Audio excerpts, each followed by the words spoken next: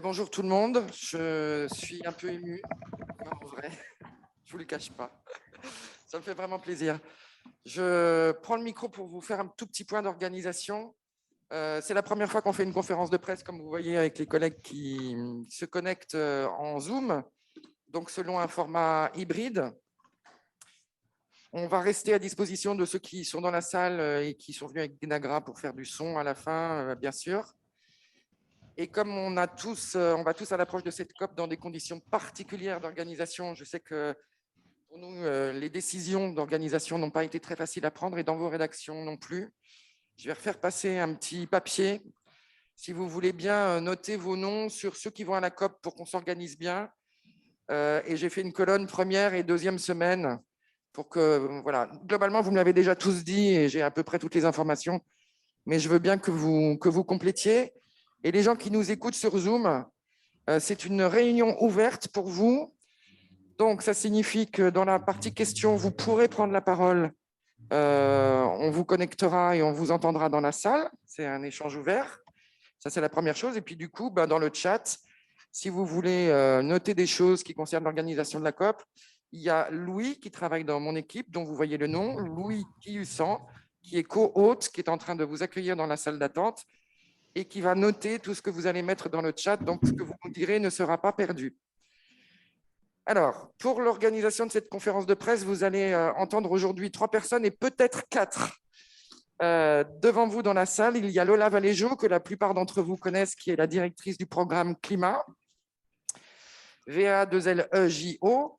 Et à côté de Lola, il y a Henri Westman, WAISMAN, qui, chez nous, dirige ce qu'on appelle l'initiative DDP, Deep Decarbonization Pathways, les trajectoires de décarbonation profonde. Et c'est lui qu'on va entendre en premier. Je lui passerai la parole tout à l'heure parce que Henri, depuis plusieurs années, travaille à essayer d'accompagner différents pays dans le monde et peut-être quand même singulièrement les grands émergents, mais pas que, à essayer de se projeter, non pas à l'échelle court-termiste qu'ont souvent nos politiques, mais à plus long terme, d'aider les communautés académiques, scientifiques et autres et politiques. Il ne veut pas commencer à faire les travaux s'il n'a pas de luminaire, parce que c'est embêtant pour lui. Il faut fermer les micros. Est-ce que vous pourriez nous muter depuis la salle parce que c'est difficile Voilà, il était accepté. Ok. Bon, il faut qu'on se mobilise sur ces... Le magasin lumineux, un air. Excusez-nous, on vous entend en fait. Il faut que vous coupiez vos micros.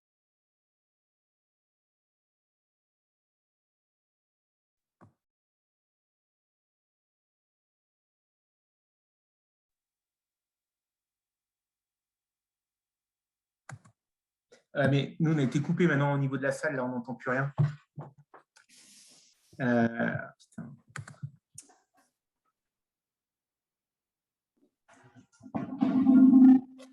Vous m'entendez, je pense.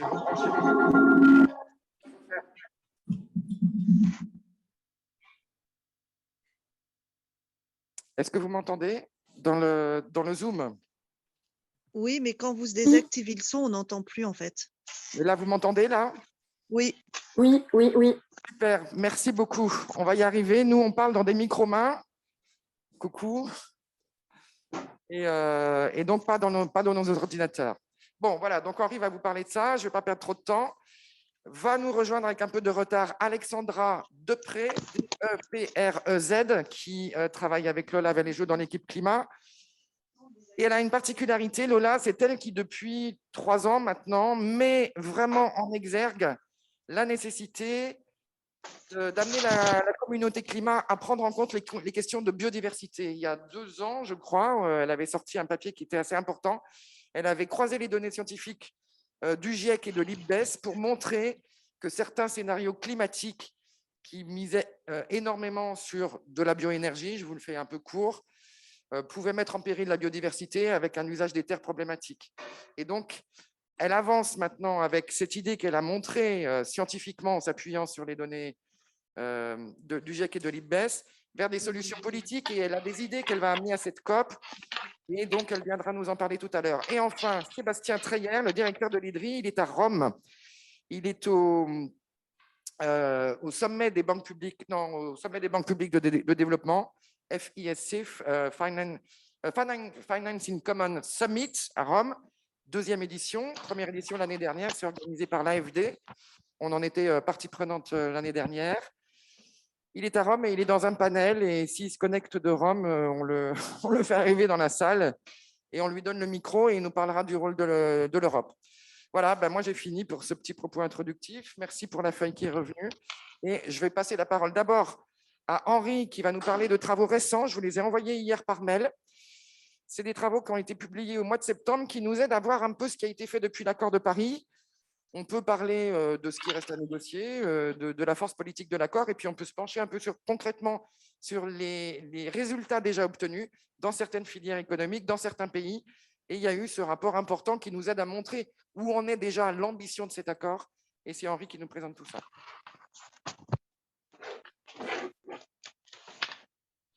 Allô, vous m'entendez? Oui, ça marche. Bon, le plus dur est fait si on a résolu les défis techniques. Merci à tous d'être là.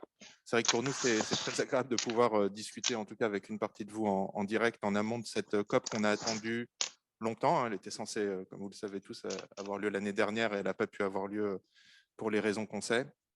Et c'est un moment important qui était marqué, coché d'une croix dans l'agenda depuis la signature de l'accord de Paris en 2015. Et du coup, pour comprendre les enjeux de cette COP 26 et bien en appréhender les éléments les plus importants, ça paraît important, juste en 2 minutes, de se replacer dans finalement le contexte de cette COP 26. Très concrètement, l'accord de Paris sur le climat signé en 2015 a créé un processus qui est un processus innovant par bien des aspects, mais notamment innovant parce qu'il est dynamique. Et dynamique, il est organisé en cycle, et en cycle qui était prévu pour durer 5 ans, et dont la COP26 est finalement la fin du premier cycle. Et donc, ce sont des cycles de soumission au cours desquels les États, qui sont les signataires de l'accord, sont censés réviser progressivement leurs ambitions sur la base d'une évaluation qui est extrêmement claire, qui avait été faite en 2015, qu'il y avait encore un gap, une différence entre l'objectif global de l'accord de Paris, donc de maintenir la température globale bien en dessous de 2 degrés, et la combinaison des engagements des pays, leurs contributions déterminées au niveau national, qui, quand on les somme, n'aboutissent pas du tout à des trajectoires cohérentes avec cet objectif global. Et donc, toute l'idée de l'accord de Paris, c'est de se dire que finalement, ce n'est pas très grave qu'il y ait cette incohérence en 2015, au moment où on signe l'accord. Par contre, évidemment, c'est grave si on conserve cette incohérence tout au long du processus. Et donc, il y a un besoin d'organiser un processus dynamique qui va permettre aux acteurs de la transformation, et notamment aux États, de progressivement augmenter leur ambition. Et donc, ce moment de la COP26, c'est un moment extrêmement important parce que c'est la fin du cycle et donc c'est le moment où les États sont censés, et pour beaucoup ils l'ont fait, soumettre une version révisée de leur contribution déterminée au niveau national. Donc ça marque un peu la fin de ce premier cycle. Je vais en dire deux mots après. Évidemment, Lola reviendra aussi sur ce qu'on peut dire plus en détail de ce processus de révision. Mais pour comprendre aussi les enjeux de la COP26, donc il faut regarder dans le passé, il faut aussi regarder dans l'avenir. C'est un processus de cycle qui est amené à continuer. Et donc, parmi les enjeux de la COP26 qui vont être très importants, encore une fois que Lola va détailler un petit peu plus par la suite, il y a un enjeu de préparer la phase suivante. Et la phase suivante, c'est d'entrer dans le deuxième cycle de l'accord de Paris, avec en ligne de mire, en 2025, une nouvelle révision des contributions déterminées au niveau national. Je pense que je vous surprendrai pas beaucoup en vous disant que l'évaluation des contributions à la date T aujourd'hui sont un petit peu meilleures qu'en 2015, mais sont toujours pas suffisamment ambitieuses. Et donc, il faut qu'on continue ce travail d'ambition. Et notamment en ligne de mire, un moment qui est très important devant nous en 2023, qui est le bilan global, donc qui a été institué par l'accord de Paris et qui est un moment au cours desquels les acteurs, les États, mais aussi tous les acteurs non étatiques, toutes parties prenantes de la transition, les acteurs locaux, les acteurs du secteur privé, etc., sont censés construire une évaluation globale du progrès et essayer d'identifier notamment les options de coopération qui vont permettre d'améliorer progressivement cette ambition. Donc, les enjeux de la COP26, c'est vraiment fondamentalement à la fois de prendre date de ce qui a été fait, et je vais vous en dire 2 mots sur la base notamment des travaux qu'on a menés avec nos collègues dans différents pays et dans différents secteurs, de prendre date de ce qui a été fait, notamment pour préparer la révision future des contributions. Donc, on sait qu'elle va être nécessaire pour atteindre l'objectif global. Donc, très concrètement, encore une fois, comme je vous l'ai dit, et comme je pense que tout le monde en est à peu près conscient, les soumissions actuelles… Si on ne vous entend plus. Ah. Depuis combien de temps? Si, moi j'entends bien en tout cas. Ah. Est-ce que vous m'entendez? Oui, très bien. Bon, très bien. J'espère qu'il n'y a pas une inégalité de réseau qui fait que certains n'entendent pas. Bon, on va continuer. Donc, si on regarde uniquement les engagements en émission, on peut avoir une évaluation du progrès, du chemin fait depuis l'accord de Paris qui est relativement négative au sens où on n'est toujours pas aligné avec… On n'a toujours pas une cohérence de l'ensemble des engagements des pays par rapport à l'objectif global. Mais cette évaluation-là, elle cache, elle manque de prendre en considération un ensemble de choses, un ensemble de processus que l'accord de Paris a permis de mettre en mouvement et qui crée des conditions pour atteindre progressivement une augmentation de l'ambition qui va nous permettre d'aligner les objectifs, l'objectif global avec les engagements des pays. Et donc, finalement, le verre est beaucoup plus à moitié plein qu'il semble quand on regarde que les émissions. Si on regarde que les émissions, on a l'impression qu'on n'a pas du tout fait de progrès. Quand on regarde plus concrètement ce qui s'est passé depuis 2015, on voit qu'il y a un certain nombre de choses qui sont passées. Et par exemple, si on regarde les transformations qui ont été mises à l'œuvre dans les pays, il y a tout un ensemble de processus qui ont été, sur lesquels on a fait des progrès. Quelque chose qui est finalement, dont on a beaucoup parlé et qui est extrêmement important, c'est la prise de position de très nombreux acteurs, des États, des entreprises du secteur privé sur la neutralité carbone. On a une 60aine de pays qui ont pris des engagements autour de la neutralité carbone. On a plus de 1000 entreprises qui ont pris des engagements de devenir net zéro. Évidemment, en soi, c'est insuffisant de prendre ces engagements-là si ça ne se traduit pas dans des actions concrètes et dans des stratégies concrètes, mais c'est en tout cas une condition nécessaire d'appropriation par les acteurs de l'engagement qui a été pris collectivement au moment de l'accord de Paris. Et ça, c'est un des résultats en tant que tel de ce premier cycle de l'accord de Paris. Ça peut paraître paradoxal de dire ça comme ça, mais d'avoir permis l'appropriation collective par tous les acteurs de ce qui a été signé en 2015. Il y a eu tout un processus de meilleure compréhension. Il y a eu notamment un moment important qui a été le rapport du GIEC sur un réchauffement global à 1,5 degré qui a permis finalement de clarifier un peu de quoi on parlait, quelles sont les transformations concrètes qui devaient être mises à l'œuvre pour pouvoir atteindre l'objectif global. Et tout ce processus-là aboutit à une situation où aujourd'hui, on a de nombreux acteurs qui sont positionnés par rapport à cet objectif-là, qui l'ont mieux intégré et qui sont sur le chemin de le traduire dans des actions concrètes. Donc, évidemment, encore une fois, c'est complètement insuffisant si on en reste à un niveau de discours, mais en tout cas, c'est une étape complètement nécessaire pour pouvoir aller vers la transformation. Il y a un certain nombre de choses, quand on regarde ce qui se passe concrètement dans les pays et dans les secteurs, qui ont bougé depuis 2015. Pour prendre quelques exemples, nous, on travaille dans des pays comme l'Indonésie. L'Indonésie a mis en place un processus entre ministères, donc pas seulement ministère de l'Environnement, mais le ministère aussi de la planification et tous les ministères économiques, pour construire une stratégie de long terme. Ça peut paraître anodin comme ça, cette stratégie, elle est soumise à la CNUC. C'est au-delà de la stratégie elle-même, c'est un processus. Ça veut dire qu'il y a un processus qui est engagé dans le pays, encore une fois, qui est sorti du ministère de l'Environnement purement et simplement, mais qui touche d'autres ministères peut-être encore plus centraux quand on parle de mise en œuvre. Et donc, il y a ces processus qui sont mis en place pour essayer de construire à l'échelle des pays des processus de transformation ambitieux. Et donc, cette stratégie de l'Indonésie, elle intègre un objectif de neutralité carbone à 2060. Aujourd'hui, ça peut paraître banal. Imaginez il y a 5 ans qu'un acteur comme l'Indonésie prenne position sur un objectif comme cela et définissent une stratégie qui essaie d'expliquer comment ils peuvent le faire.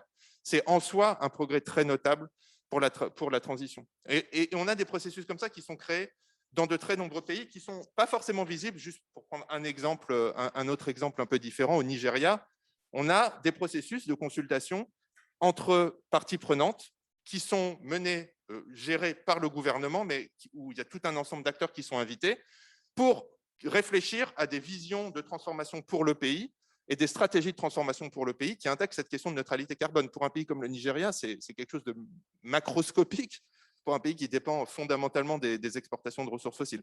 Ça ne veut pas dire qu'ils ont aujourd'hui la réponse à toutes ces questions-là, mais qu'ils ont engagé un processus qui marque un changement notable. Et un des enjeux fondamentaux de la COP26, ça va être de s'assurer qu'on va créer un moment et on va créer les conditions pour que ces processus continuent. C'est un processus d'apprentissage. La transition dont on parle est un processus extrêmement compliqué qui demande de toucher beaucoup de transformations structurelles pour l'économie.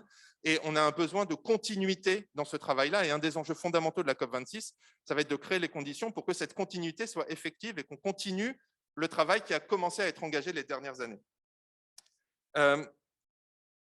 Aussi, ce qu'on peut voir, si on regarde le parcours qui a été fait depuis ces dernières années, qu'on regarde ce qui s'est passé dans les pays et dans les secteurs, il y a eu des changements extrêmement majeurs qui ont été faits, qui ne sont pas toujours complètement visibles, mais dans le secteur du transport, on voit par exemple qu'il y a un certain nombre d'États qui ont pris des engagements sur la fin des véhicules thermiques, un certain nombre de villes, un certain nombre d'acteurs du secteur privé qui ont commencé à définir des stratégies dans lesquelles ils vont à un horizon de 2030-2035 arrêter de produire des véhicules thermiques. Ça, ce sont des changements qui sont arrivés ces quelques dernières années. Et même si on ne peut pas les attribuer en tant que tels uniquement à l'accord de Paris, c'est évidemment quelque chose qui s'inscrit dans la dynamique de l'accord de Paris. Pareil, dans le secteur de l'industrie, pendant très longtemps, on a considéré que les secteurs industriels comme le ciment, comme l'acier, c'était des secteurs qu'on ne saurait jamais décarboner, qu'on ne savait pas faire. Et bien, ça a beaucoup changé depuis quelques années et on voit maintenant apparaître des solutions, ou en tout cas des pistes de solutions pour réduire les émissions de gaz à effet de serre dans ces secteurs-là. Juste pour prendre un exemple très, très précis dans le secteur de l'acier, sur la base d'une coopération qui devrait se mettre en œuvre entre des pays dans lesquels on a une ressource solaire extrêmement abondante et qui pourrait prendre une partie de la chaîne de valeur de production, à condition qu'ils aient accès à des marchés, par exemple les marchés européens. Donc ça pose des questions fondamentales de coopération internationale qui sont restructurées autour des besoins de la transition. Mais ce sont des pistes qui n'existaient pas, qui n'étaient même pas considérées il y a 5 ans.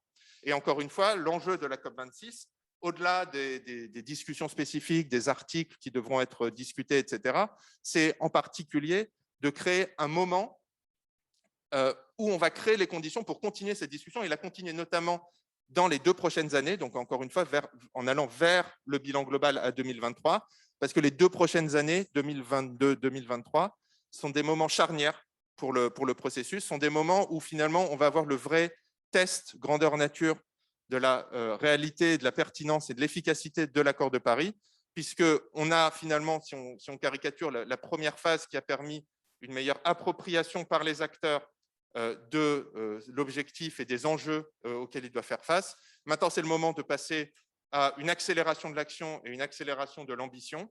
Et ce moment-là, c'est un moment qui doit se cristalliser, notamment dans les 2 prochaines années, autour des types de conversations qui doivent avoir lieu entre pays, mais aussi entre pays et acteurs du secteur privé. Et donc, ça, c'est un enjeu fondamental de l'accord qui est la tonalité de la discussion qui va être construite. Le simple fait qu'on ait la COP26, ça agit comme à chaque fois comme une perspective qui pousse les acteurs à être plus ambitieux. On a de nombreux acteurs qui se positionnent parce qu'il y a la COP26 et parce qu'il y a une sorte de pression internationale. Mais ce moment, il doit nous permettre aussi de mieux préparer la suite. Et ça, ce sera distillé dans l'accord. Et ce sera des choses qu'il faudra regarder un peu plus précisément en fonction de ce qui sera signé, ce qui sera décidé. Mais les signes qui seront donnés sur l'organisation du processus dans les 2 prochaines années en amont du bilan global, ce sera finalement le moment de vérité pour l'accord de Paris qui va déterminer dans quelle mesure ce processus dynamique de révision progressive de l'ambition, c'est quelque chose qui va pouvoir délivrer les bénéfices qu'on espère, c'est-à-dire permettre que rapidement, les acteurs, les pays, mais aussi les acteurs non étatiques et les entreprises notamment qui jouent un rôle clé, les investisseurs, donc tout le secteur privé qui joue un rôle clé, si on va pouvoir créer une dynamique d'alignement des attentes et des engagements et des actions vers une cohérence avec l'accord de Paris. Donc voilà pour le panorama général et je vais passer la parole à Lola pour rentrer peut-être un peu plus dans les spécificités et les points particuliers d'attention qui seront discutés au cours de ces 2 semaines. Ben juste, je vous présente, merci beaucoup Henri. Pour ceux qui se sont connectés en cours de route, vous venez d'entendre Henri Westman, qui coordonne l'initiative DDP à l'IDRI, Deep Decarbonization Pathways. Et maintenant, vous allez entendre Lola Valéjo, la directrice du programme Climat.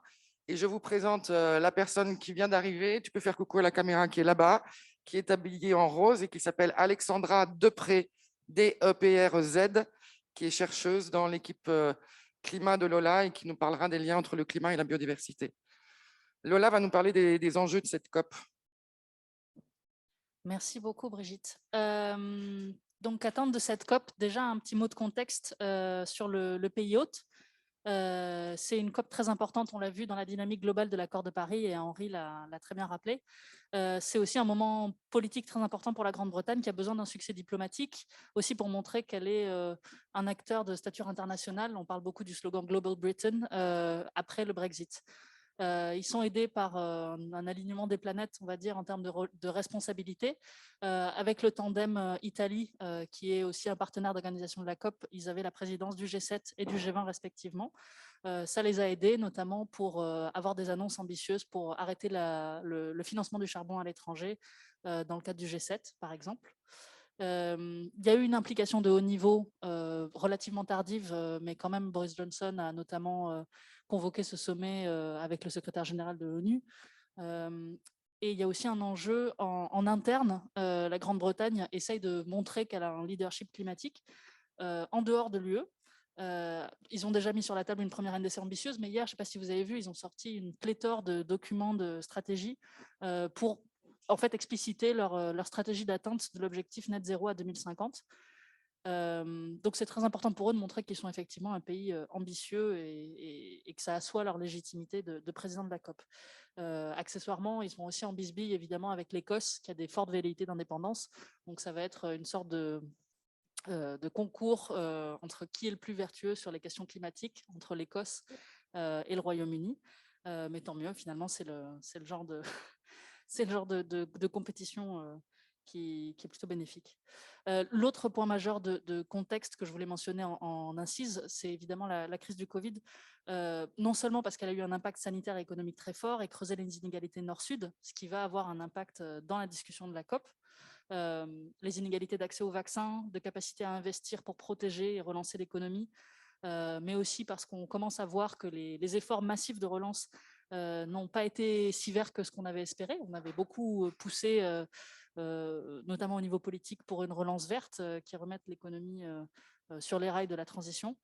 Mais aussi parce qu'elle a des conséquences très concrètes sur la logistique de cette COP, avec notamment une incertitude sur le degré d'inclusivité de cette COP. C'est un gros facteur de légitimité de ces conférences climatiques, c'est qu'elles sont inclusives, que tous les partis, même celles qui pèsent le moins lourd sur la scène diplomatique, sont représentées. Il y a aussi une forte représentation de la société civile. Or là, les obstacles sanitaires, les coûts, font que certaines délégations risquent d'être réduites, notamment pour la société civile. Donc c'est trop tôt pour en faire un bilan, mais c'est un point d'attention que je voulais noter. Maintenant, sur quels sont les objectifs de cette COP et comment est-ce qu'ils se présentent. Évidemment, l'objectif le plus important, c'est celui qu'a rappelé Henri. La présidence le cadre autour de sécuriser l'atteinte de la neutralité, enfin du net zéro autour du milieu d'ici la moitié du siècle et garder une chance d'atteindre l'objectif de 1,5 degré. On voit depuis 2018 que le benchmark de ce qu'est l'ambition climatique a un petit peu bougé. Avant, on parlait beaucoup plus en dessous de 2 degrés. Or, maintenant qu'on comprend mieux les impacts du 1,5 degré, c'est devenu beaucoup plus central dans le discours de pas mal de dirigeants de pays. Et évidemment, comme l'a rappelé Henri, si on additionne les NDC, on est encore loin du compte. Pour rappel, la CNUC a fait un rapport de synthèse il y a quelques semaines qui montrait qu'au lieu d'être sur le chemin d'une réduction de 45% des émissions de CO2 d'ici à 2030 par rapport à 2010, pour être aligné avec la trajectoire prônée par une des trajectoires mises en avant par le GIEC pour avoir une meilleure chance d'atteindre le 1,5 degré, Si on considère toutes les NDC soumises à ce jour, on est plutôt sur une trajectoire d'une augmentation de 16% dans les émissions de gaz à effet de serre mondiales en 2030 par rapport à 2010. Excusez-moi.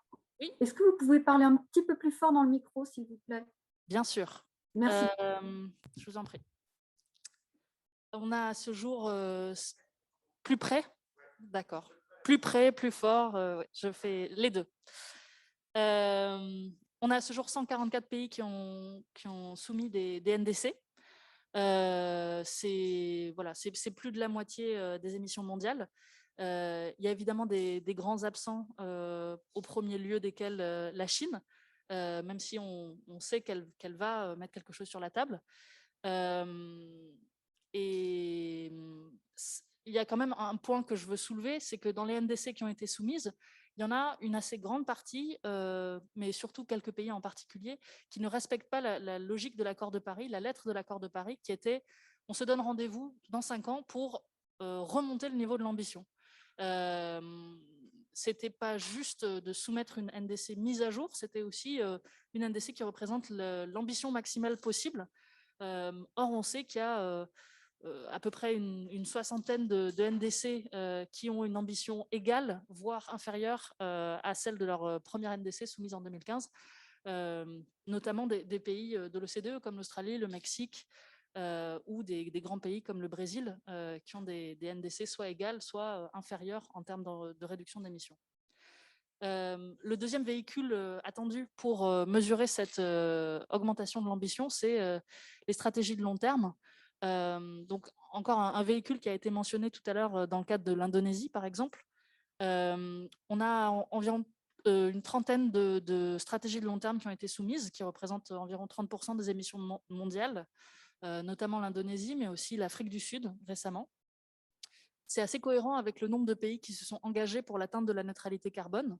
Mais on voit un gap, notamment parce que certains pays ont fait une annonce sans avoir encore démontré comment ils comptaient y arriver. Donc évidemment, on va aussi attendre, en plus de sa NDC, la stratégie de long terme de la Chine, puisqu'elle s'est engagée à 2060, mais aussi l'Argentine et d'autres pays comme le Brésil, la Russie, la Turquie ou les Émirats arabes unis, qui ont fait des annonces de neutralité. Et on peut se demander voilà, comment est-ce qu'ils comptent y arriver. Est-ce que c'est avec une réduction forte des émissions et un dernier point sur ces stratégies de long terme que je voulais mentionner, outre, voilà, on va faire le bilan de où est-ce qu'on en est, mais à présent, dans les textes, on a une invitation qui se termine en 2020. Et une des choses qu'on trouve importante à l'IDRI, c'est que cette invitation soit aussi étendue au-delà, puisque alors que les NTS, on a un cycle de revoyure tous les 5 ans prévu dans le cadre de l'accord de Paris, les stratégies de long terme, on n'a pas cette clause de revoyure. Or, on a besoin des stratégies de long terme domestiques pour faire le lien entre la cohérence des objectifs de court terme et les objectifs de long terme de l'accord de Paris, qui sont uniquement collectifs.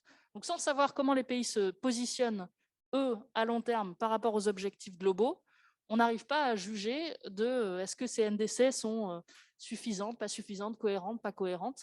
Et c'est aussi, surtout, un processus qui leur permet, eux, de préparer la transition sur le plan domestique. Donc, des bénéfices sur le plan international et sur le plan domestique. Une autre priorité de cette COP, évidemment, ça va être les questions d'adaptation. Là, une des choses que la présidence essaye de pousser, c'est d'encourager tous les pays à soumettre des communications d'adaptation pour expliquer leurs impacts et comment ils y font face. Pour l'instant, uniquement les pays en développement ont soumis ce type de communication. Or, la Grande-Bretagne a aussi à cœur, en faisant ce travail, de rappeler que l'adaptation est la question de tous et pas uniquement une question qui touche les pays en développement. On a vu assez d'événements extrêmes ces derniers temps pour le sentir de façon beaucoup plus tangible, et ils sont plutôt bien avancés sur ce point-là. Ils vont aussi lancer une coalition pour l'action d'adaptation.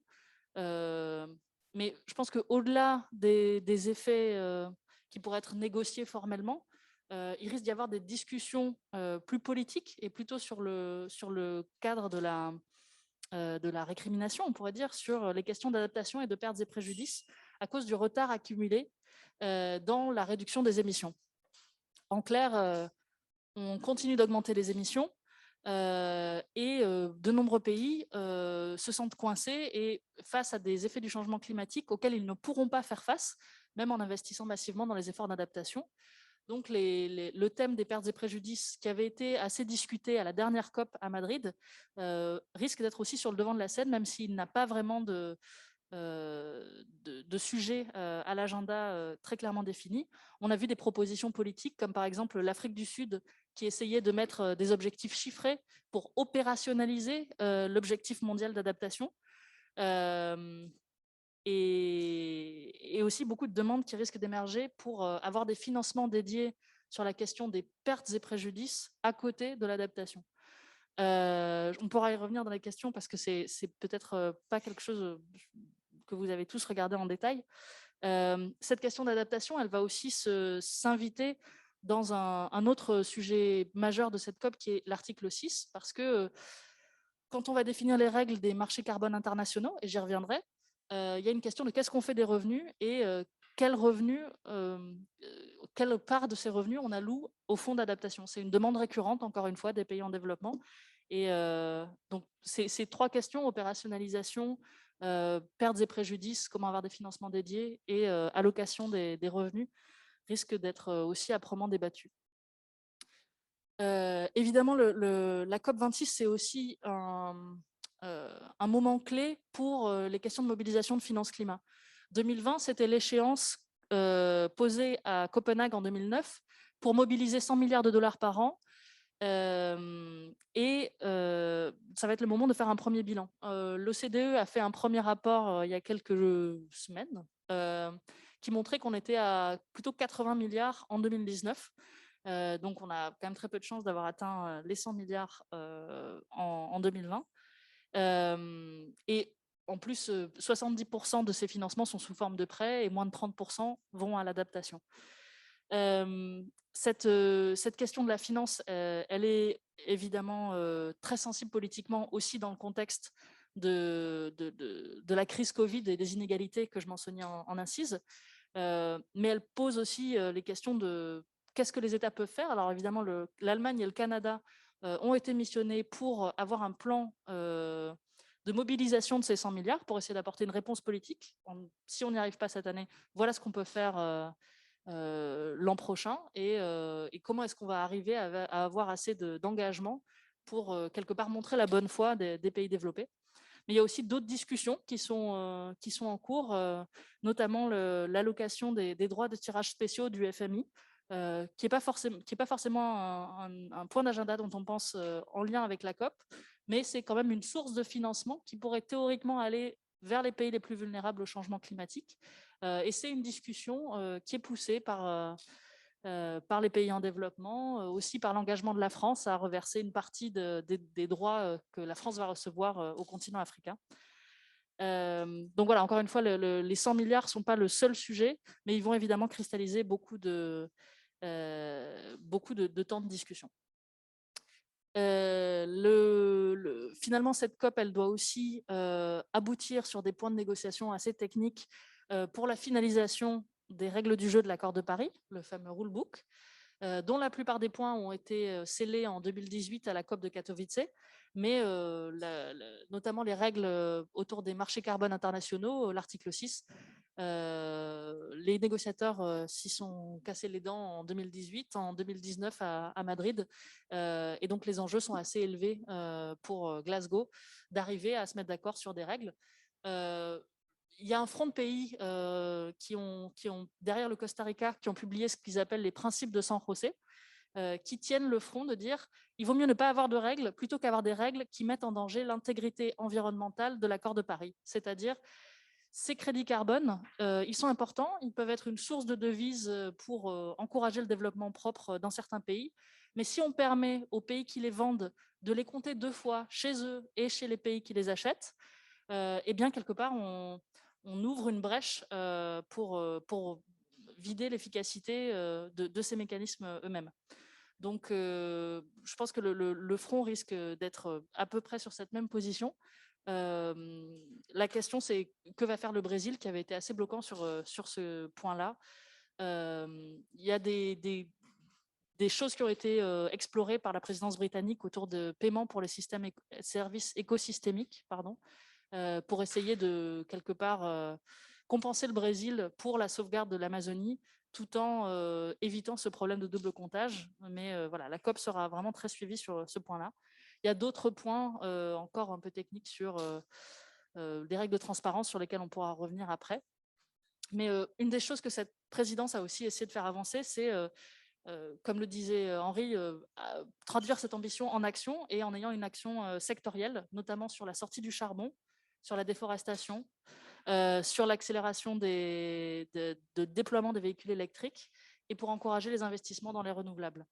Je voudrais surtout mentionner leur action sur les questions de déforestation, parce que c'est une approche intéressante où ils utilisent leur pouvoir de convocation pour finalement convoquer les pays consommateurs et producteurs de commodités responsables de la déforestation et pour essayer de discuter ensemble des conditions qui permettraient aux pays producteurs de changer de méthode de production avec un soutien éventuel des pays consommateurs de ces commodités.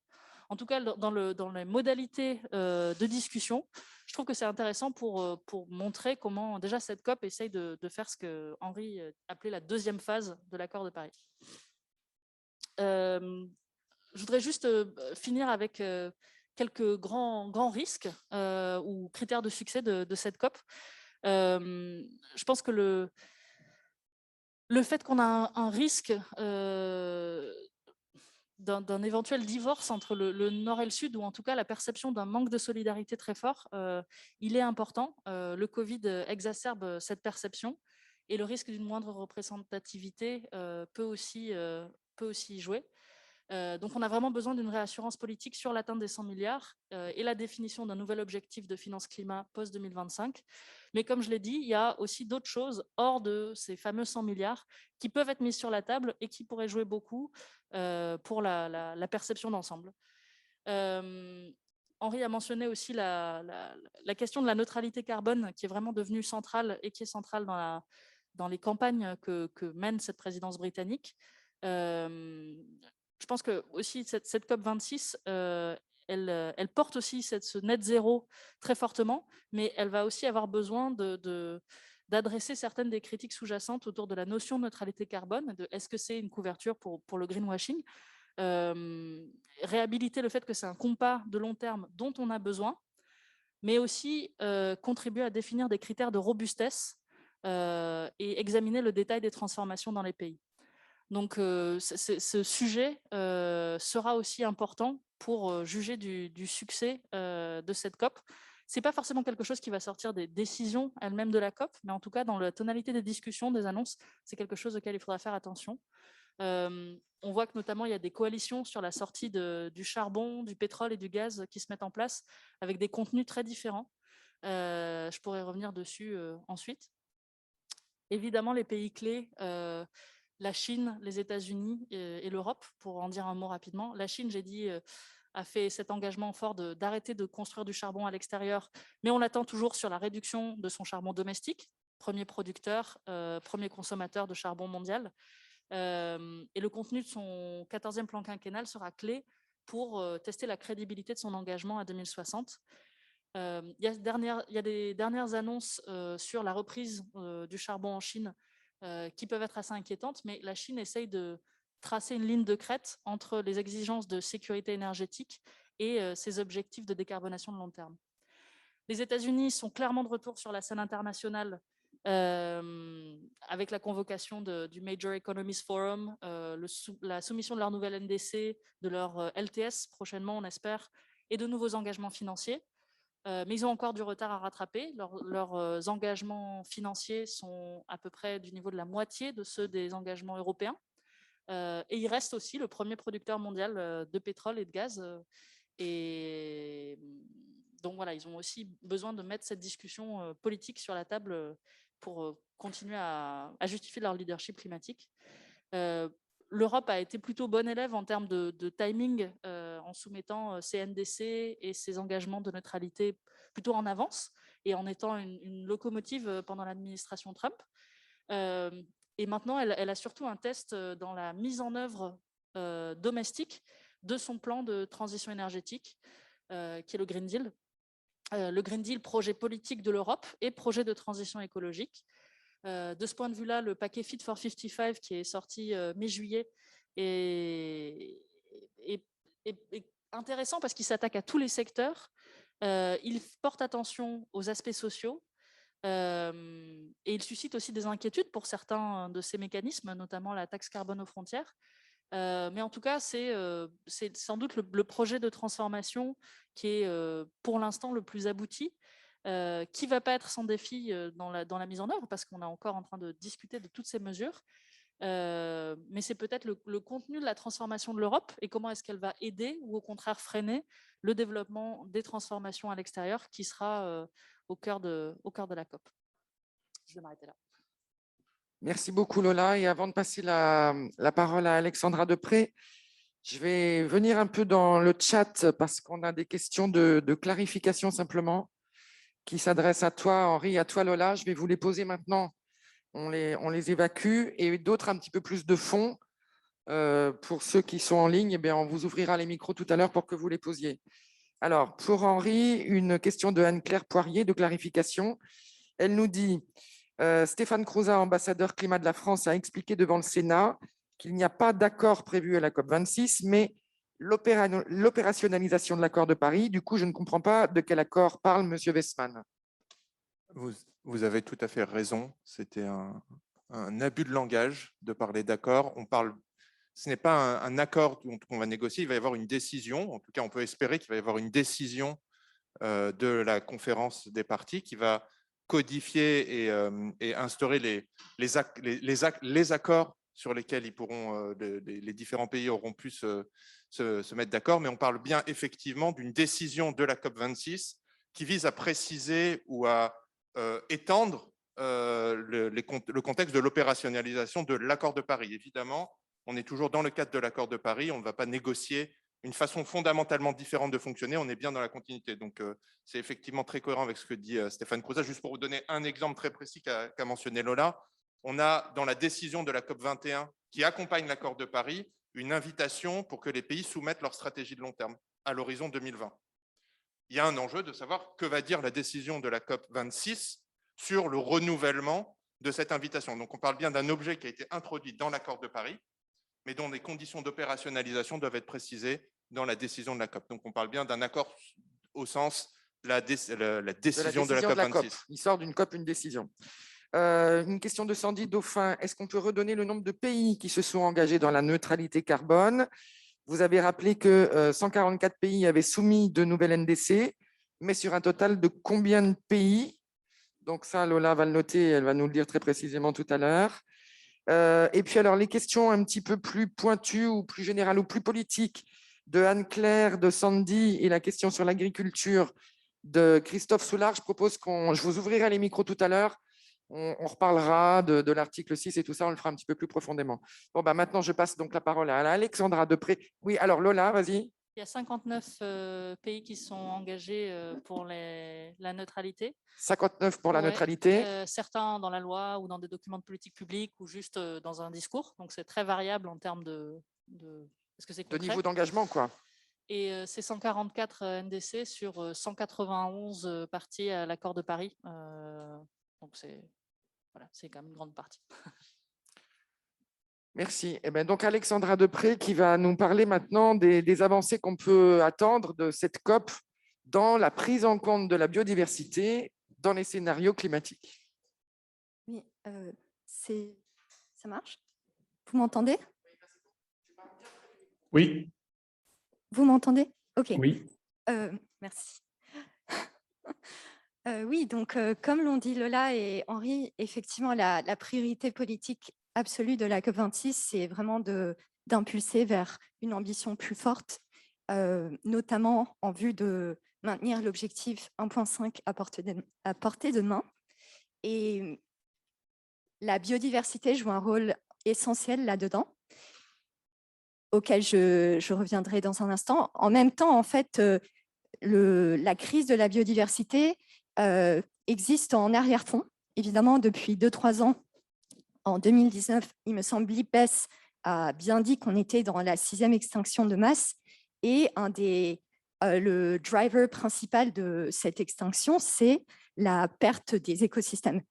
Et aussi, un des autres drivers importants, c'est le changement climatique lui-même, d'où l'importance évidemment de lutter, d'atteindre le 1,5 aussi pour lutter contre la perte de la biodiversité. Et donc, cette année, le GIEC et l'IPBES, dans un rapport conjoint cet été, nous ont bien indiqué que nous devons nous attaquer au changement climatique et à la perte de la biodiversité de manière intégrée et conjointe. Et ça a déjà été, en tout cas, d'une certaine manière, mentionné dans la décision de la COP25, parce que, comme vous vous rappelez peut-être, la COP25 avait comme thème été la COP bleue. Le Chili avait bien mis l'emphase sur les océans. Et donc, un peu suite à ça, et aussi suite au fait qu'évidemment, il y a la COP 15 de la biodiversité qui est en cours et qui doit aboutir à un nouveau cadre mondial pour la protection de la biodiversité. Tout ça fait qu'en fait, à la COP26 aussi, il y a ce taux de sujet en arrière-fond. Et donc, c'est aussi dans tout ce contexte-là que la présidence britannique a choisi ils ont dit ça comme nature, mais bon, on peut dire biodiversité, comme étant un de leurs 5 thèmes des campagnes qu'ils voulaient porter justement pour hausser l'ambition. Et comme l'a dit Lola, un des sujets principaux, ils ont pris deux approches par rapport à la biodiversité. D'une part, c'est de continuer à faire monter la nécessité d'adresser ces 2 sujets ensemble à un niveau politique. Donc ça, ils l'ont fait notamment en créant au G7 le Compact de la nature qui mettait bien ça en exergue, et aussi en propulsant ce qu'ils appellent le Leaders Pledge for Nature, où il me semble 91 chefs d'État se sont engagés pour justement intégrer ces 2 sujets.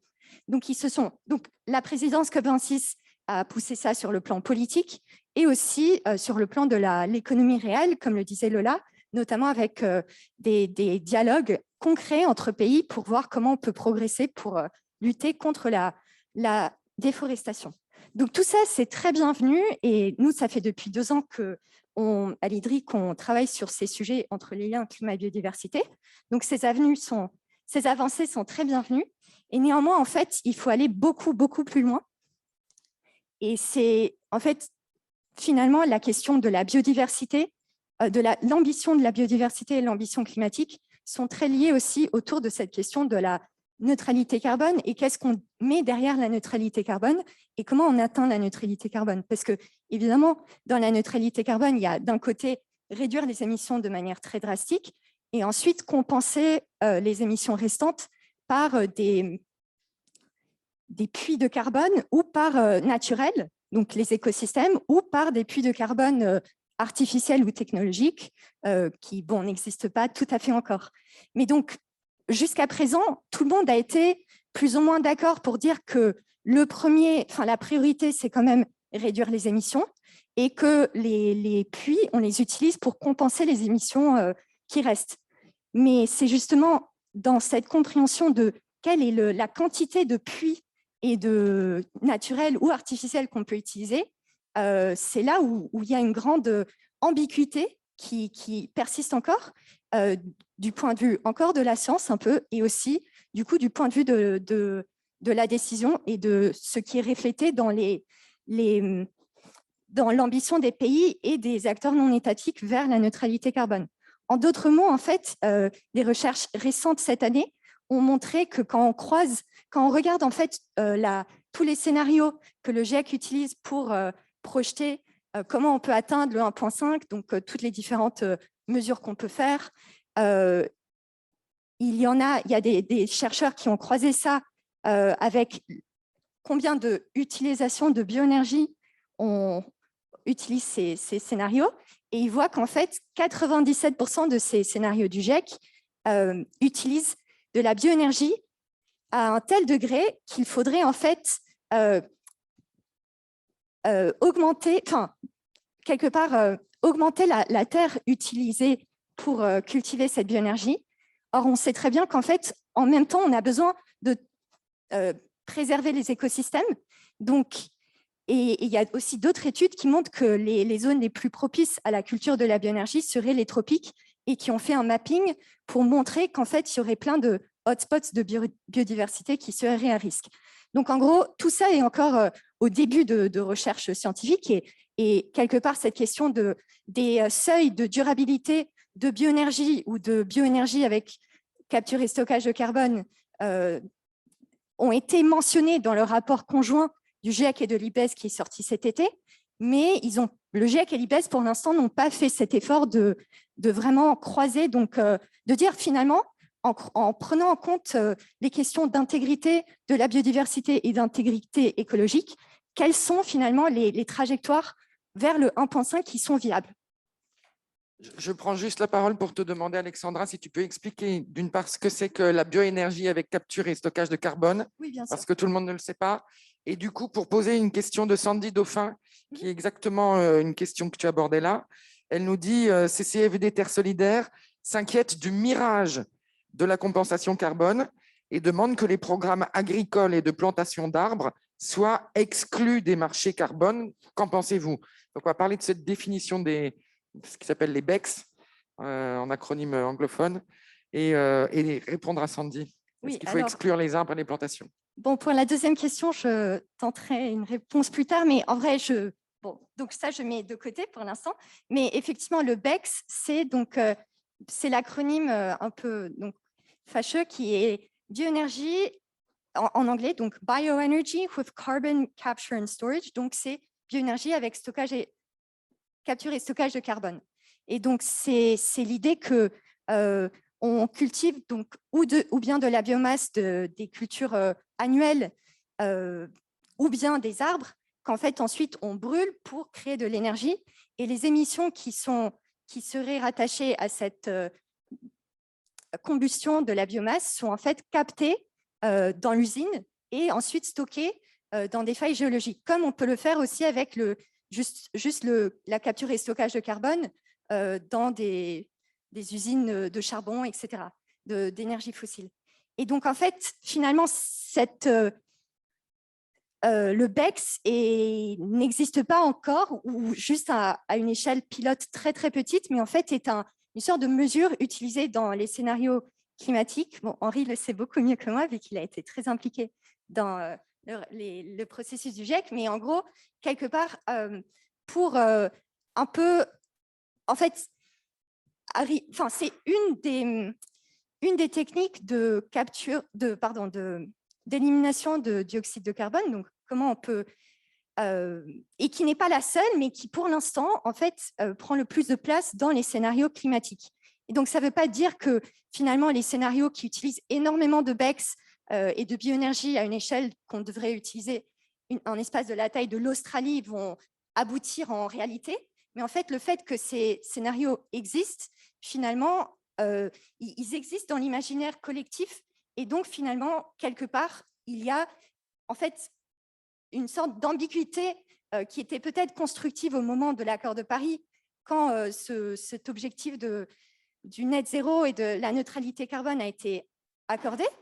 Je pense que la ligne de dire que l'objectif de neutralité carbone a eu un rôle politique d'impulsion vers un objectif final commun, certes, mais en fait, il faut quelque part vraiment clarifier quel rôle peuvent jouer les puits de carbone dans tout ça.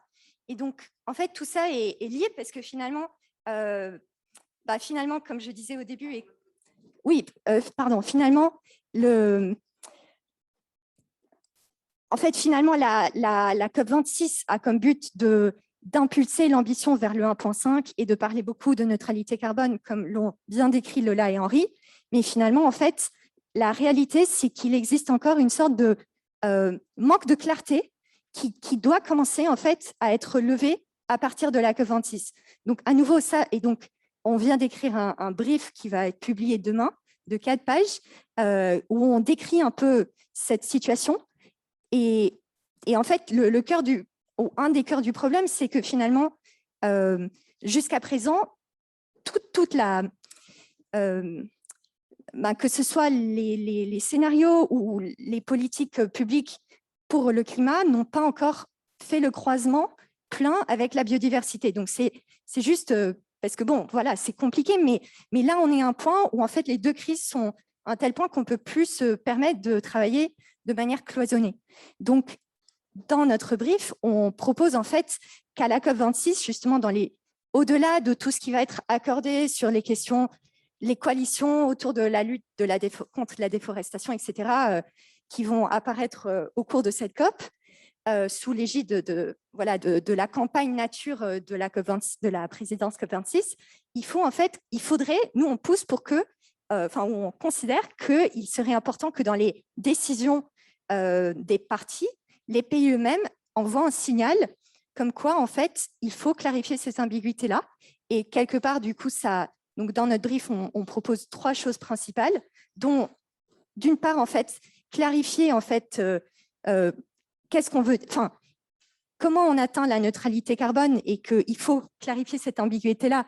Donc, mettre ça dans la décision COP26 et ainsi envoyer un peu un signal politique que c'est un peu le début de la fin de cette ambiguïté-là qui, en fait, profite finalement tous les acteurs du status quo, des énergies fossiles, etc., qui veulent finalement compenser toutes leurs émissions par des arbres, en fait, alors qu'il n'y a pas assez d'espace et pas assez d'arbres, etc. Les 2 autres choses seraient finalement il faudrait vraiment que le GIEC et l'IPBES fassent un rapport conjoint. Donc, c'est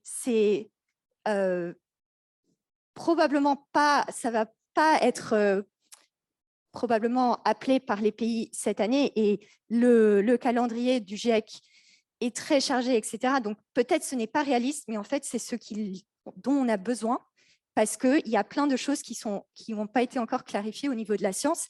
Et avant que ça soit clarifié, pourquoi les pays seraient plus ambitieux que ce que leur dit la science.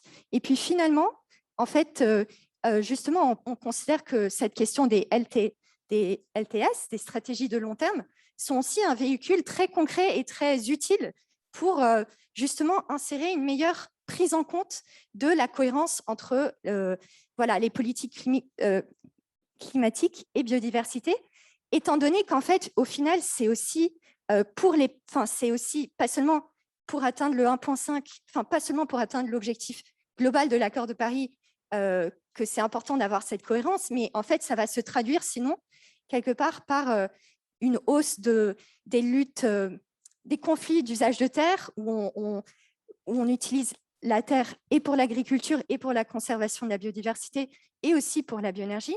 Donc, en fait, au fond, finalement, ça serait évidemment idéal que les pays puissent utiliser ce genre de stratégie de long terme pour justement identifier la meilleure cohérence. Donc, ça, c'est tout le travail que Henri et son équipe font déjà par rapport à plein d'objectifs de développement durable. Mais cette question de la biodiversité, il me semble, n'est pas encore pas tout à fait encore prise en compte. Mais donc voilà, donc nous, en fait, ce papier, il fait plus l'état des lieux, je pense, un niveau macro de ce dont on a besoin, qui ensuite sera évidemment confronté à la réalité sur le terrain. Donc, merci beaucoup. Et voilà. Merci beaucoup, Alexandra. Peut-être.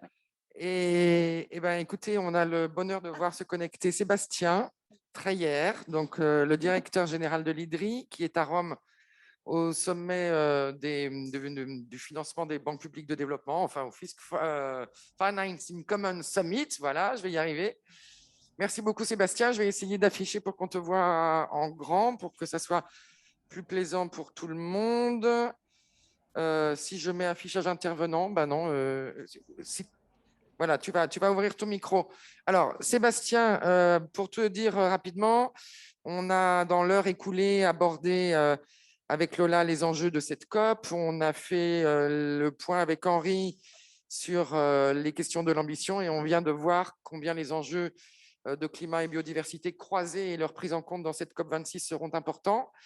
Et moi, je propose qu'on prenne un regard un peu géopolitique avec toi et puis prendre un peu de hauteur aussi parce que tu suis aussi la COP15 de la biodiversité, mais que dans tout ça, l'Europe, qui est une des parties évidemment de de signataires de cette convention. Elle a un rôle important. Elle a un programme qui s'appelle le Green Deal. Et c'est peut-être un sujet dont tu pourrais nous parler depuis Rome. Merci Sébastien. Je te laisse ouvrir ton micro. Merci beaucoup Brigitte. Est-ce que vous m'entendez bien? Je suis désolé. Hein, Oui, très bien, merci. Super. Merci beaucoup. Désolé de vous rejoindre avec retard. Je vais essayer d'être relativement court pour que les questions puissent être traitées. Moi, ce qui me semble important de dire un peu dans le contexte général, dont je pense Lola et Henri et Alexandra ont déjà un peu parlé, quand même en général, en ce moment, dans un contexte général de manque de confiance entre les pays du Sud vis-à-vis des pays du Nord, et j'aurais presque tendance à dire des pays les plus vulnérables et les plus pauvres vis-à-vis des pays industrialisés, y compris les émergents. Et donc, je ne dis pas qu'on a une séparation entre l'Afrique et la Chine, mais disons que ce qui était avant quelque chose d'assez... il y a une revivification de ce sujet-là, notamment sur les enjeux de solidarité. Le deal de 2015 autour Pardon Sébastien, essaye peut-être de tenir ton micro encore plus près de ta bouche si tu peux. Ok, je pense que c'est un problème de connexion en fait, là, elle est devenue un peu instable, je m'en excuse. Je disais qu'il y a un problème de solidarité. La solidarité était essentielle pour faire...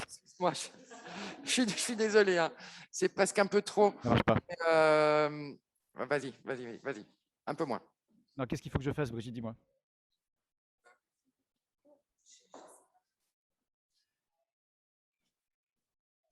Vas-y comme précédemment, Sébastien, parce que quand je t'ai induit en erreur, c'était beaucoup trop près de ta bouche et ça saturait complètement. Okay. Merci beaucoup. Pardon. Non, je disais, en fait, il y a un gros enjeu de solidarité. Le deal de 2015 sur les ODD, sur l'agenda d'action d'Addis Abeba et sur l'accord de Paris, c'était bien ces trois piliers-là. Et les promesses qu'ont faites les pays du Nord, et en particulier les promesses de l'Europe, même si l'Europe fait beaucoup, elles sont aujourd'hui considérées comme non tenues par un certain nombre de pays du Sud, notamment à cause des problèmes de manque de solidarité sur les vaccins. Et donc ce contexte est extrêmement important pour toutes les discussions qu'on a à la fois à Kunming sur la biodiversité ou aussi à Glasgow sur le climat.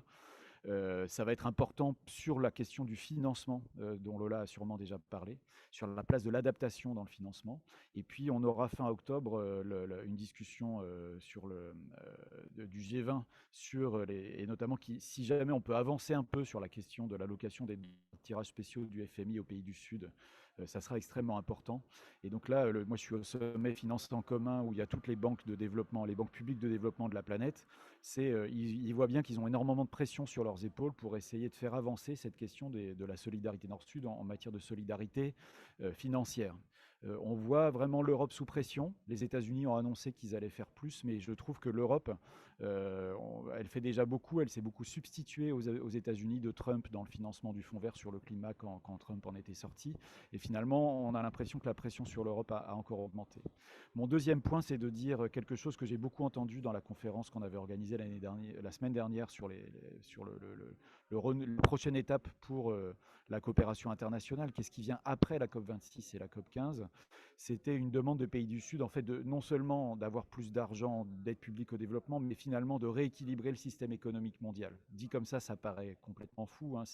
C'est un peu l'idée de sortir d'un système de domination des structures de l'économie mondiale par un petit nombre. Mais c'est ça que demandent les pays du Sud. C'est aussi des choses qui commencent à devenir réalistes. C'est-à-dire quand les pays africains disent ça, ils voient bien que leurs propres marchés, leurs propres acteurs économiques commencent à compter. Et ils ne demandent pas tant d'avoir plus de place au FMI et à la Banque mondiale, ce qui est vrai dans la gouvernance de ces systèmes-là. Et ils sont très intéressés de réfléchir à la manière dont on répartit le pouvoir dans les chaînes d'approvisionnement, les chaînes de valeur qui font l'économie mondiale. Et ce que ça fait peser ici, cette question de la justice dans le système économique mondial, elle fait peser sur l'Europe quelque chose de très important, puisque l'Europe est un peu l'acteur principal de ce qui fait encore bouger la régulation commerciale internationale par ses propres accords bilatéraux de commerce, par sa proposition d'un mécanisme d'ajustement carbone aux frontières.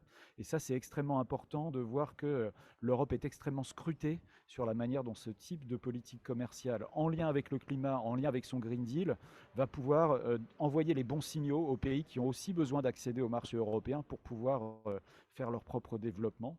Et donc là, je pense en particulier à nouveau que l'Union africaine, avec sa zone de libre-échange continentale, que l'Europe ne prend pour l'instant pas assez au sérieux, elle la prend comme quelque chose d'assez symbolique, il est extrêmement important que l'Europe montre à quel point, au-delà de ce qu'on fait, au-delà de la seule obsession sur le climat, ce qu'on fait a du sens aussi pour aider les pays africains à faire leur trajectoire de développement socio-économique. Évidemment qu'il faut que ça soit décarboné, mais il faut que ça soit avant tout leur trajectoire de développement socio-économique.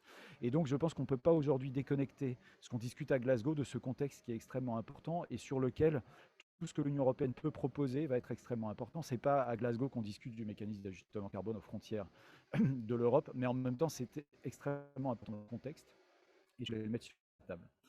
Mon dernier point, c'est de dire finalement, vous voyez que je suis en train de décrire une Europe à qui on demande d'être finalement le champion de la générosité, rééquilibrer le système économique mondial, apporter beaucoup de financement aux pays du Sud. Est-ce que ça a du sens alors qu'en fait le monde est dans une rivalité politique et économique massive entre la Chine et les États-Unis et finalement une Europe un peu bisounours au milieu, une Europe un peu utopiste entre les deux? Est-ce que ça a vraiment du sens? Moi, je suis assez convaincu que l'Europe peut jouer une vraie carte, vu la puissance de son marché, vu ce qu'elle fait avec son Green Deal, vu la sincérité des efforts qu'elle fait en matière de faire appliquer les moins 55% dans tous les pays. On va voir que c'est difficile, hein, mais en même temps, ça paraît et donc la dynamique économique de l'Europe peut vraiment être un pouvoir d'attractivité, mais il faut absolument gagner la confiance des autres parties de la région, malgré les efforts de la diplomatie européenne. Et ça me semble extrêmement important. Cette confiance, elle doit être construite en amont du sommet entre l'Europe et l'Afrique qui devrait avoir lieu sous présidence française de l'Union européenne. Ça met beaucoup l'accent sur le rôle que la France va pouvoir jouer dans le prochain semestre avec sa présidence de l'Union européenne. Et ça met aussi l'accent, je pense, sur la manière, cette crédibilité, elle ne se construit pas juste entre États, elle se construit aussi avec la société civile internationale. Et l'Europe est quand même pas mal le champion du soutien non seulement au gouvernement, mais aussi aux sociétés civiles dans les différents pays.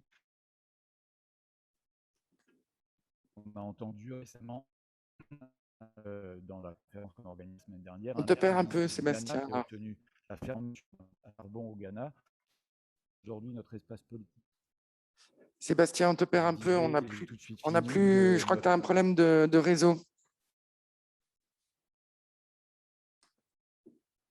Est-ce que tu veux essayer de nous tenir un propos conclusif? Ton image fige un peu et le réseau n'est pas très bon. Est-ce que Enlève ta vidéo si tu veux bien. On va voir si on peut juste t'entendre. On va te l'enlever. J'essaye de me reconnecter. On va t'enlever ta vidéo, sinon je veux bien que tu te reconnectes.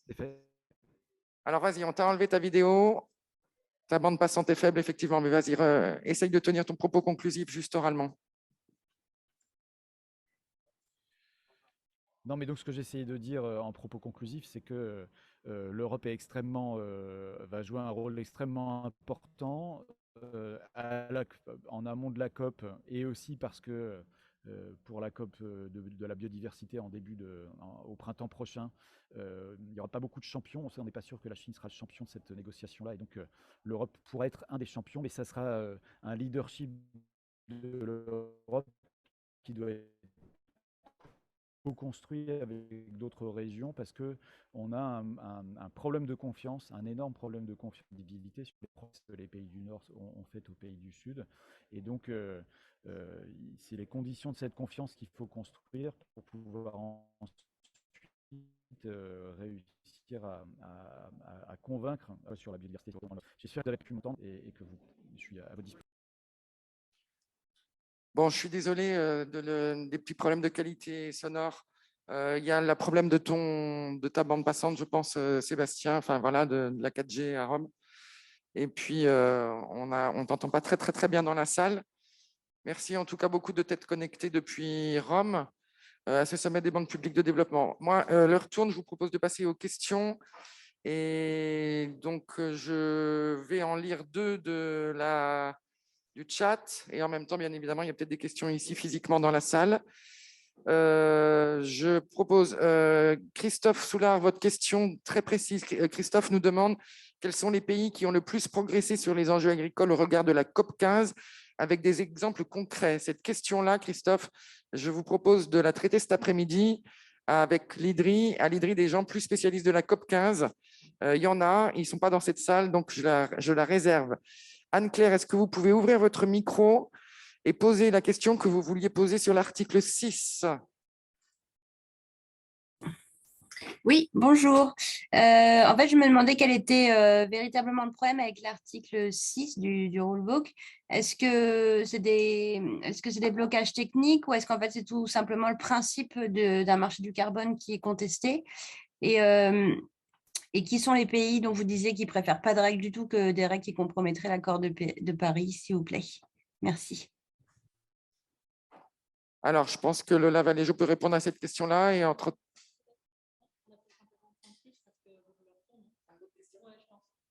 Ok, donc Lola dit prendre d'autres questions. Alors, je vais lire la question de Fabrice Pouliquin de 20 minutes qui nous dit pour revenir aux difficultés qu'auront certains acteurs de certains pays à se rendre à Glasgow. Madame Valéjo, vous avez parlé notamment d'acteurs de la société civile. Ce problème touche-t-il les délégations diplomatiques elles-mêmes? Quel pays risque d'être sous-représenté à Glasgow? Est-ce seulement lié au Covid ou également au prix élevé des logements à Glasgow? Et donc, ça, c'est une deuxième question. Et puis, je propose de prendre des questions dans la salle. On va faire tourner des micros ouverts et je passe la parole à une question de Amélie Bottelier. Bonjour Amélie Bottelier de l'AFP. J'ai deux questions, une sur la Chine. Lola, vous avez dit on sait qu'ils vont mettre quelque chose sur la table. Alors, on sait quoi? Parce que Espinosa avait insisté pour qu'ils soumettent leur NDC avant le 12 octobre, qui était la dernière deadline pour la nouvelle évaluation qui va être publiée la semaine prochaine. Donc, qu'est-ce que vous savez de ce que va présenter la Chine d'ici la COP ou à la COP? Et j'ai une question sur l'adaptation et la proposition de l'Afrique du Sud sur l'opérationnalisation avec l'idée d'avoir un pourcentage de la population protégée ou de ces choses comme ça. La France notamment dit c'est pas faisable. C'est bien joli sur le principe, mais c'est pas faisable. Est-ce que vous avez travaillé sur cette question-là et comment on peut opérationnaliser des objectifs d'adaptation? Est-ce que d'abord il faut dire quelle est la population la plus vulnérable par région, par pays, enfin comment ça marche? Merci. On peut peut-être déjà commencer à répondre, je pense. Le problème avec l'article 6, c'est qu'on a voulu garder les mécanismes de marché qu'on avait dans le monde du protocole de Kyoto, où ils étaient beaucoup plus simples à mettre en place parce qu'une partie du monde avait des engagements et l'autre partie, c'était un trou noir sans engagement. Donc, en fait, tout ce qu'on faisait dans cette partie du monde, c'était véritablement additionnel par rapport aux objectifs qu'on s'était fixés. L'accord de Paris, il est évidemment dans un cadre très différent parce que tout le monde est engagé et tout le monde est comptable de ce qu'il fait. Chacun met à hauteur de ses capacités. Donc la difficulté, c'est que pour que ce soit robuste sur le plan comptable, on ne peut pas compter deux fois le même crédit carbone qui est échangé, pour faire court.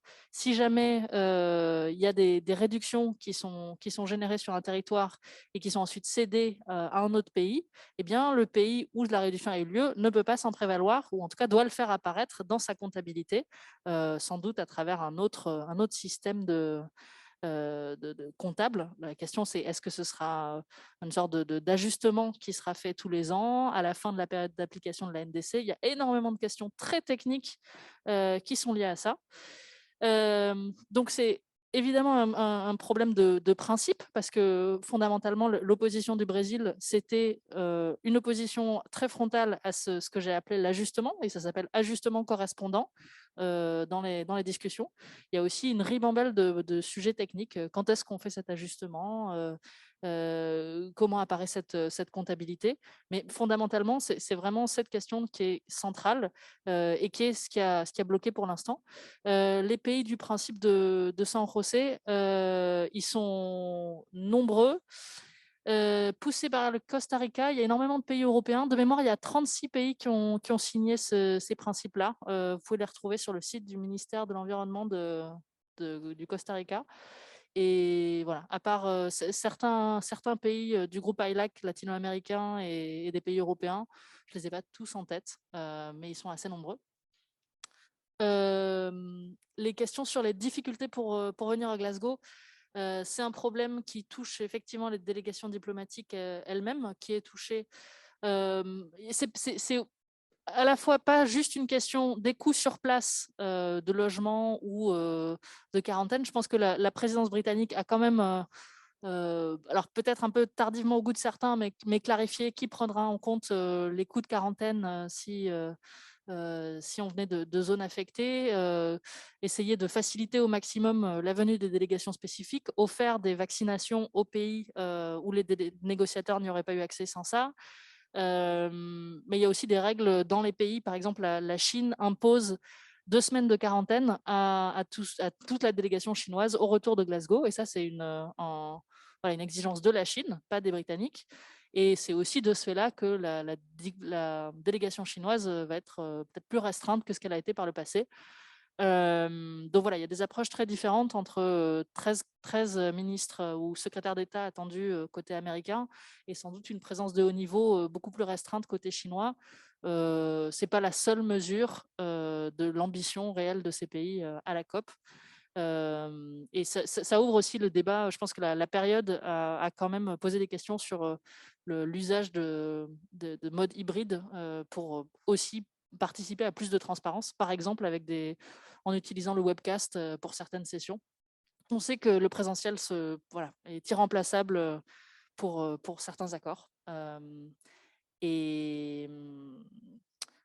Alors, Chine, on sait qu'ils vont mettre quelque chose sur la table, vraiment.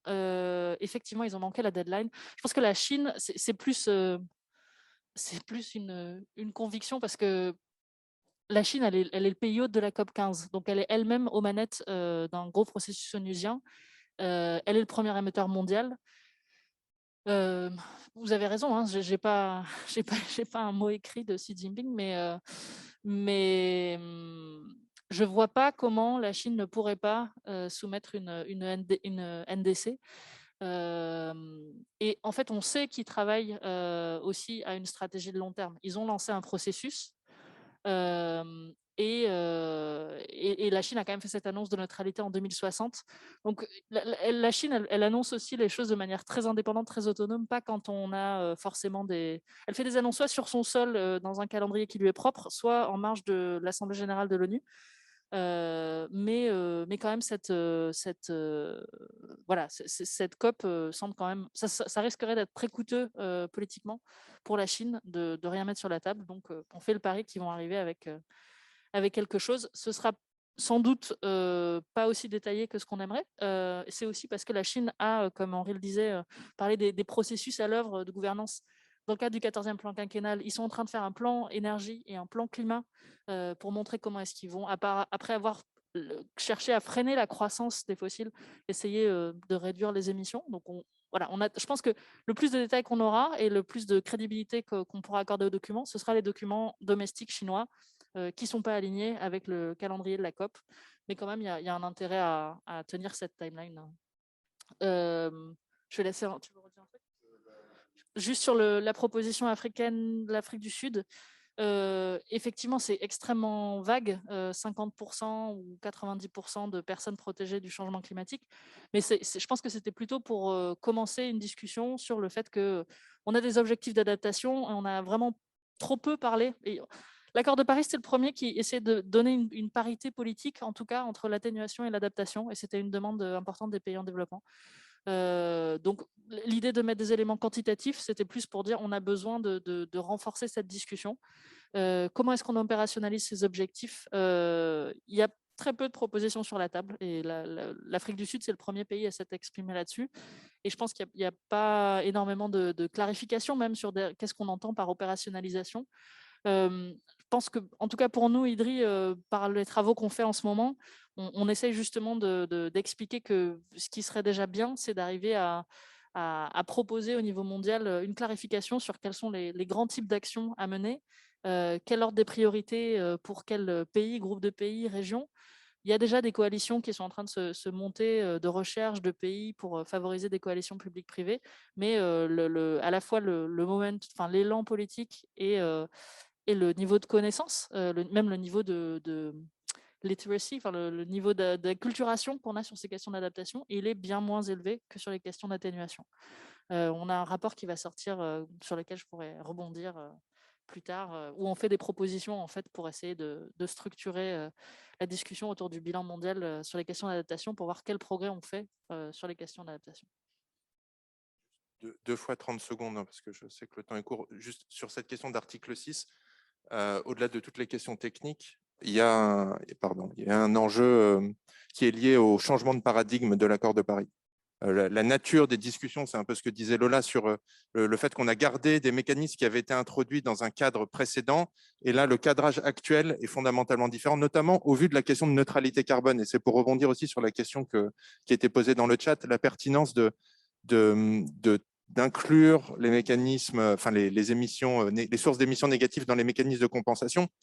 J'aurais tendance à dire que pourquoi pas, mais à condition qu'on assure que ce soit organisé de sorte à respecter le besoin d'avoir une neutralité globale. Si on a ce risque de double compte où finalement, à la fois les pays qui ont les plus grands potentiels d'émissions négatives le comptent dans leur façon d'atteindre la neutralité carbone et des pays étrangers achètent ça comme une façon pour eux d'atteindre la neutralité carbone en achetant des offsets, donc des émissions négatives à l'étranger, du coup, on a deux acteurs qui comptent sur la même émission négative et globalement, ça ne marche pas. Donc, il y a tout un enjeu probablement qui va être de réinventer cette discussion au vu des exigences de la neutralité carbone. Et très rapidement, sur la Chine, il y a plein de raisons qu'a évoqué Lola. Je pense qu'il y en a une qui est une bonne raison, qui est que c'est un gage de sérieux aussi. Et nous, les échos qu'on a en interne des partenaires en Chine, c'est qu'ils ont été extrêmement surpris par l'annonce de Xi Jinping de la neutralité carbone à 2060. Et les Chinois, ils ont besoin d'asseoir ça sur une analyse rigoureuse. Ils ne vont pas sortir un engagement qui n'est pas assis sur des analyses extrêmement rigoureuses. Et on sait que ce qui se passe en ce moment, encore ce qui s'est passé depuis et ce qui se passe en ce moment, c'est des analyses faites par les experts chinois pour essayer de traduire ce que cet engagement qui a été décidé un peu unilatéralement à un niveau très élevé politiquement, qu'est-ce qu'il veut dire concrètement et comment il peut se traduire par des engagements. Donc, ils ne prennent pas à la légère les engagements. On sait que les Chinois, ils ont besoin de pouvoir s'assurer que ce qu'ils mettent sur la table au niveau international, ils vont être capables de le faire vraiment, de ne pas être mis en défaut. Et donc, au-delà de toutes les raisons qui sont aussi diplomatiques, géopolitiques, etc., il y a un enjeu pour eux de s'assurer que ce qu'ils vont mettre sur la table, c'est quelque chose sur lequel ils peuvent avoir confiance. Et du coup, ça reflète que un peu cette traction politique à haut niveau sur la neutralité carbone, derrière laquelle les experts dans le pays courent un petit peu depuis un an. Merci beaucoup, Henri. Je vais lire deux questions qui se articulaient l'une avec l'autre de Romane Pijulet dans le chat et Audrey Garrick, si tu m'entends, je vais après t'inviter à ouvrir ton micro. Alors, Romane, elle nous pose deux questions qui concernent l'Afrique. Voilà, je les lis. Est-ce que l'Afrique est vue comme une entité ou un continent pluriel, en prenant en compte le fait que certains pays africains sont très dépendants des énergies fossiles, comme l'Afrique du Sud ou le Nigeria? Est-ce que l'Afrique, si elle est une entité, peut profiter de la COP26 pour se démarquer sur la scène internationale? Et Roman souligne que le Rwanda est l'un des modèles de développement durable du continent. Donc voilà cette question. Alors, je ne sais pas si c'est Henri qui peut répondre ou Sébastien, mais on va voir. Maintenant, j'invite quand même Audrey à ouvrir ton micro et à poser directement ta question. D'accord, merci. Bonjour. J'ai plusieurs questions en fait. Je voulais juste ressavoir d'après vous à quelles conditions cette COP peut être un succès. Est-ce que si on ne respecte pas, si on n'arrive pas à finaliser les règles d'application de l'accord de Paris, comme vous disiez qu'il valait mieux les mauvaises règles sur l'article 6 selon certains pays que pas de règles, est-ce que donc si on n'y arrive pas, ce sera qu'un succès si d'autres choses avancent? Je voudrais savoir si on peut parler aussi du pacte d'urgence climatique, l'idée là de renforcer les ambitions à chaque COP, qu'est-ce que c'est plus en détail, qui c'est qui propose et voilà. Et j'étais un peu étonnée sur ce que vous disiez, Henri, sur le fait que c'était pour vous le vrai test de l'accord de Paris sur sa crédibilité. C'était du coup dans les 2 ans qui viennent. Je pensais qu'on pouvait dire que c'était la COP26 en elle-même et que est-ce qu'il y a suffisamment de nouveaux pays qui déposent des NDC et que c'était ça le test, c'est pas le bilan global qui pourrait être un deuxième test. Mais donc je voulais juste savoir si on pouvait repréciser ça. Et dernière question, s'il y a encore un peu de temps, comme il y a beaucoup de critiques régulièrement, notamment à la fin des COP, sur l'utilité des COP, qu'est-ce que pour vous, est-ce que vous pouvez redire un peu à quoi ça sert et en quoi c'est encore crucial ou pas d'en organiser chaque année, y compris de cette façon-là, en présentiel, avec tous les problèmes sanitaires en ce moment, etc. Merci beaucoup. Et il y a des questions dans la salle. Alors, peut-être vous avez encore un petit peu de temps. On peut répondre à ces deux-là. Marc en a marre. Ah, bon, ça va un petit peu avec. Alors, je passe le micro à Marine Lamoureux. À la Croix, c'était juste pour, si on prend le calendrier, l'agenda là, des 2 semaines, peut-être nous aider à voir un peu quels seront les moments forts politiques pour qu'on organise nos éditions. En tout cas, ce qu'on peut dire à ce stade. Bonjour, Marc Cherkil-Figaro. Une question un peu iconoclaste. Corinne Lequerret récemment disait que, accord ou pas accord à la COP26, on notait un nombre accru de pays dans lequel il y avait une décorrélation entre les émissions de PIB et la croissance du PIB et les émissions de CO2. Qu'est-ce que vous pensez de cette analyse? Est-ce que c'est vrai? Est-ce que vous notez une décorrélation qui serait un facteur positif dans les pays au-delà de l'Europe, dans lesquels il y avait des ENR qui étaient des politiques en matière d'ENR? Merci beaucoup. Alors, ça fait toute une série de questions. En plus, moi, je ne les ai pas notées. Je pense que Sébastien va vouloir quand même dire un petit mot sur l'Afrique. Peut-être on commence par ça, parce que c'est la première question qu'on avait posée. Donc, Sébastien, peut-être si tu veux rouvrir ton micro. Est-ce que c'est mieux, j'ai changé de Wi-Fi, vous m'entendez? Essaye de parler quand même un petit peu plus près de ton micro, si tu peux. Pardon, là je pense que ça va saturer. Bon, ma connexion est devenue instable. Décidément, je suis désolé. J'essaye quand même. Je vais enlever ma vidéo. Effectivement, moi ce que je pense, c'est qu'on voit vraiment des efforts très importants de l'Afrique, à la fois pour se coordonner dans les négociations climatiques et biodiversité. Ils sont extrêmement efficaces, de plus en plus efficaces dans une coordination à l'échelle de l'Union africaine, où les anglophones soutiennent aussi les francophones pour intervenir plus efficacement. Donc il y a beaucoup d'efforts pour être comme une entité et beaucoup de demandes de la part de l'Union africaine de dire considérez-nous comme une entité, on construit une zone de libre-échange continentale. Et donc prenez-nous au sérieux, ça prend du temps de construire ce que vous avez construit en Europe, mais nous c'est la même chose qu'on veut faire. Et donc ça, je pense que c'est mon premier point, c'est vraiment de... On t'entend pas assez, Sébastien, pardon. On t'entend pas dans la salle. Tomber. Ok, donc je laisse tomber. Compliqué. On va essayer de résoudre le problème ici, mais on ne trouve pas la personne pour monter le son, tout simplement. C'est un peu compliqué. Bon, du coup, je suis désolé, je te coupe la parole. Et Lola, tu avais noté les autres questions, alors peut-être je te laisse un petit peu répondre. Sur la question à quelles conditions cette COP, la question des critères de succès de la COP, je pense que je les ai listés, mais de façon trop longue dans mon exposé introductif. Mais il y a la question du bilan qu'on fera de la participation à cette COP. Est-ce que malgré les conditions, on considère qu'elle est inclusive? Et ça, je reviendrai là-dessus, mais c'est parce que c'est le gros facteur de légitimité des COP. Ensuite, le deuxième, c'est que sur les questions d'ambition, de resserrer l'écart entre les engagements sur la table et ce qu'il faudrait faire pour limiter le réchauffement climatique à 1,5 degré, on peut être clair, on n'arrivera sans doute pas à arriver à moins 45%. Avec ce qu'on a sur la table, c'est impossible. Néanmoins, si on voit qu'on a déjà fait un progrès par rapport à 2015, si on arrive encore à resserrer cet écart pendant la COP, soit parce que certains pays s'engagent à resoumettre, notamment la quarantaine que je citais tout à l'heure, qui n'ont pas joué le jeu de l'accord de Paris, et je pense que ça, ce sera un moment de redevabilité important, et aussi de ce que la Chine mettra sur la table, on l'espère, très fort. Le troisième point, c'est les signaux envoyés pour la solidarité. Et j'étais contente que Sébastien insiste aussi là-dessus, sur la crise de confiance qu'on voit actuellement. À la COP, le principal objet pour envoyer ce signal-là, c'est qu'est-ce qu'on va dire sur les 100 milliards. Mais je l'ai dit, il y a énormément d'autres sujets sur la table, la solidarité vaccinale, les droits de tirage spéciaux du FMI ou les efforts qu'on peut faire pour la relance, les questions de soutenabilité de la dette. Donc il y a beaucoup, et la question des traités commerciaux également. Il y a énormément d'objets sur lesquels on pourrait montrer une solidarité importante. Mais évidemment, le plan de l'Allemagne et du Canada, ce qu'ils vont apporter comme parole à la COP va être vraiment très important pour rassurer les pays en développement et contribuer à la tonalité de la COP.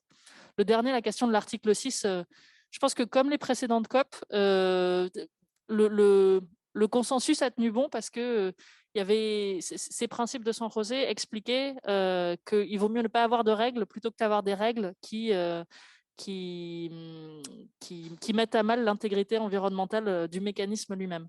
Et je pense que ce consensus, il va toujours être d'actualité. Donc voilà, de ce point de vue-là, s'il n'y a pas de règle pour l'article 6, ce sera un problème pour la présidence britannique, parce que c'est un des sujets qui est sur leur brief. Mais en tout cas, du point de vue du climat, ce sera mieux que si on avait laissé passer des règles qui finalement laissaient passer cette question du double comptage. Donc moi, j'en ferai pas un critère de succès en tant que tel. Évidemment, si on a des règles et qu'elles garantissent cette intégrité, encore mieux. La question du pacte d'urgence climatique, renforcer les ambitions à chaque COP, évidemment, comme le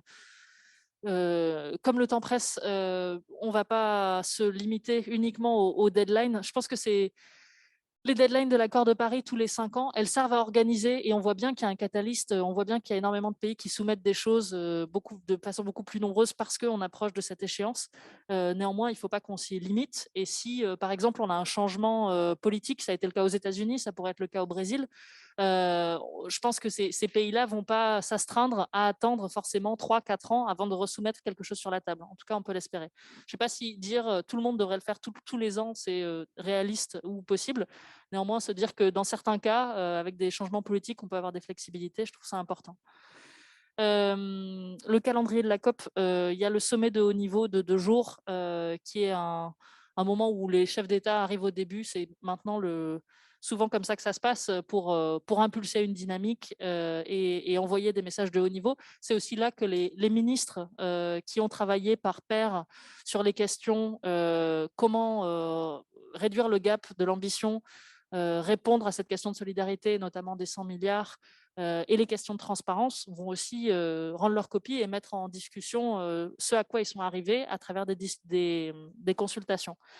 Le reste de la COP va être rythmé par des journées thématiques spéciales sur l'adaptation, et puis après les transports, des questions de genre, et comme d'habitude, le rush de la fin pour arriver à une décision qui synthétise et cristallise l'état des discussions. Mais comme le disait Henri, c'est plus vraiment une COP, à part sur les questions transparence et article 6.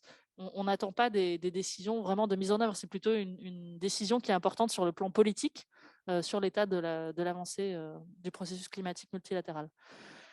La question de l'utilité des COP, elle est très importante. Le climat aujourd'hui, il est vraiment partout et pas juste dans les COP. On voit la communauté de la santé publique internationale a encore lancé un appel sur le fait que le changement climatique était l'une des principales menaces à la santé dans le monde. Le FMI aussi parlait du fait que le changement climatique pouvait déstabiliser sur le plan macroéconomique les économies. Et, bon, donc, on voit que beaucoup de communautés, le changement climatique devient une question centrale. Dans ce périmètre-là, la CNUC et les COP en tant que telles, elles auront toujours un rôle à jouer, à mon avis, en tant qu'instance de convocation politique de haut niveau. Pourquoi ? Parce que la COP, c'est la garantie par son processus d'un focus thématique sur le climat et aussi d'une participation inclusive, notamment parce qu'on a une représentation des petites îles en voie de développement et des pays les moins avancés, et que ces pays-là, dans cette enceinte-là, ils ont une voix particulière et une légitimité morale, une autorité morale particulière, parce qu'ils sont vulnérables au changement climatique, les plus impactés, et ils y ont le moins contribué.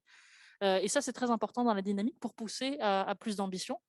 Et c'est aussi un cadre qui est beaucoup plus transparent, on l'oublie, même s'il est encore imparfait, que beaucoup d'autres instances internationales, notamment sectorielles sur l'aviation et le maritime, parce que quand même on a beaucoup des discussions qui sont décryptées au fil de l'eau, une participation de la société civile qui reste très importante.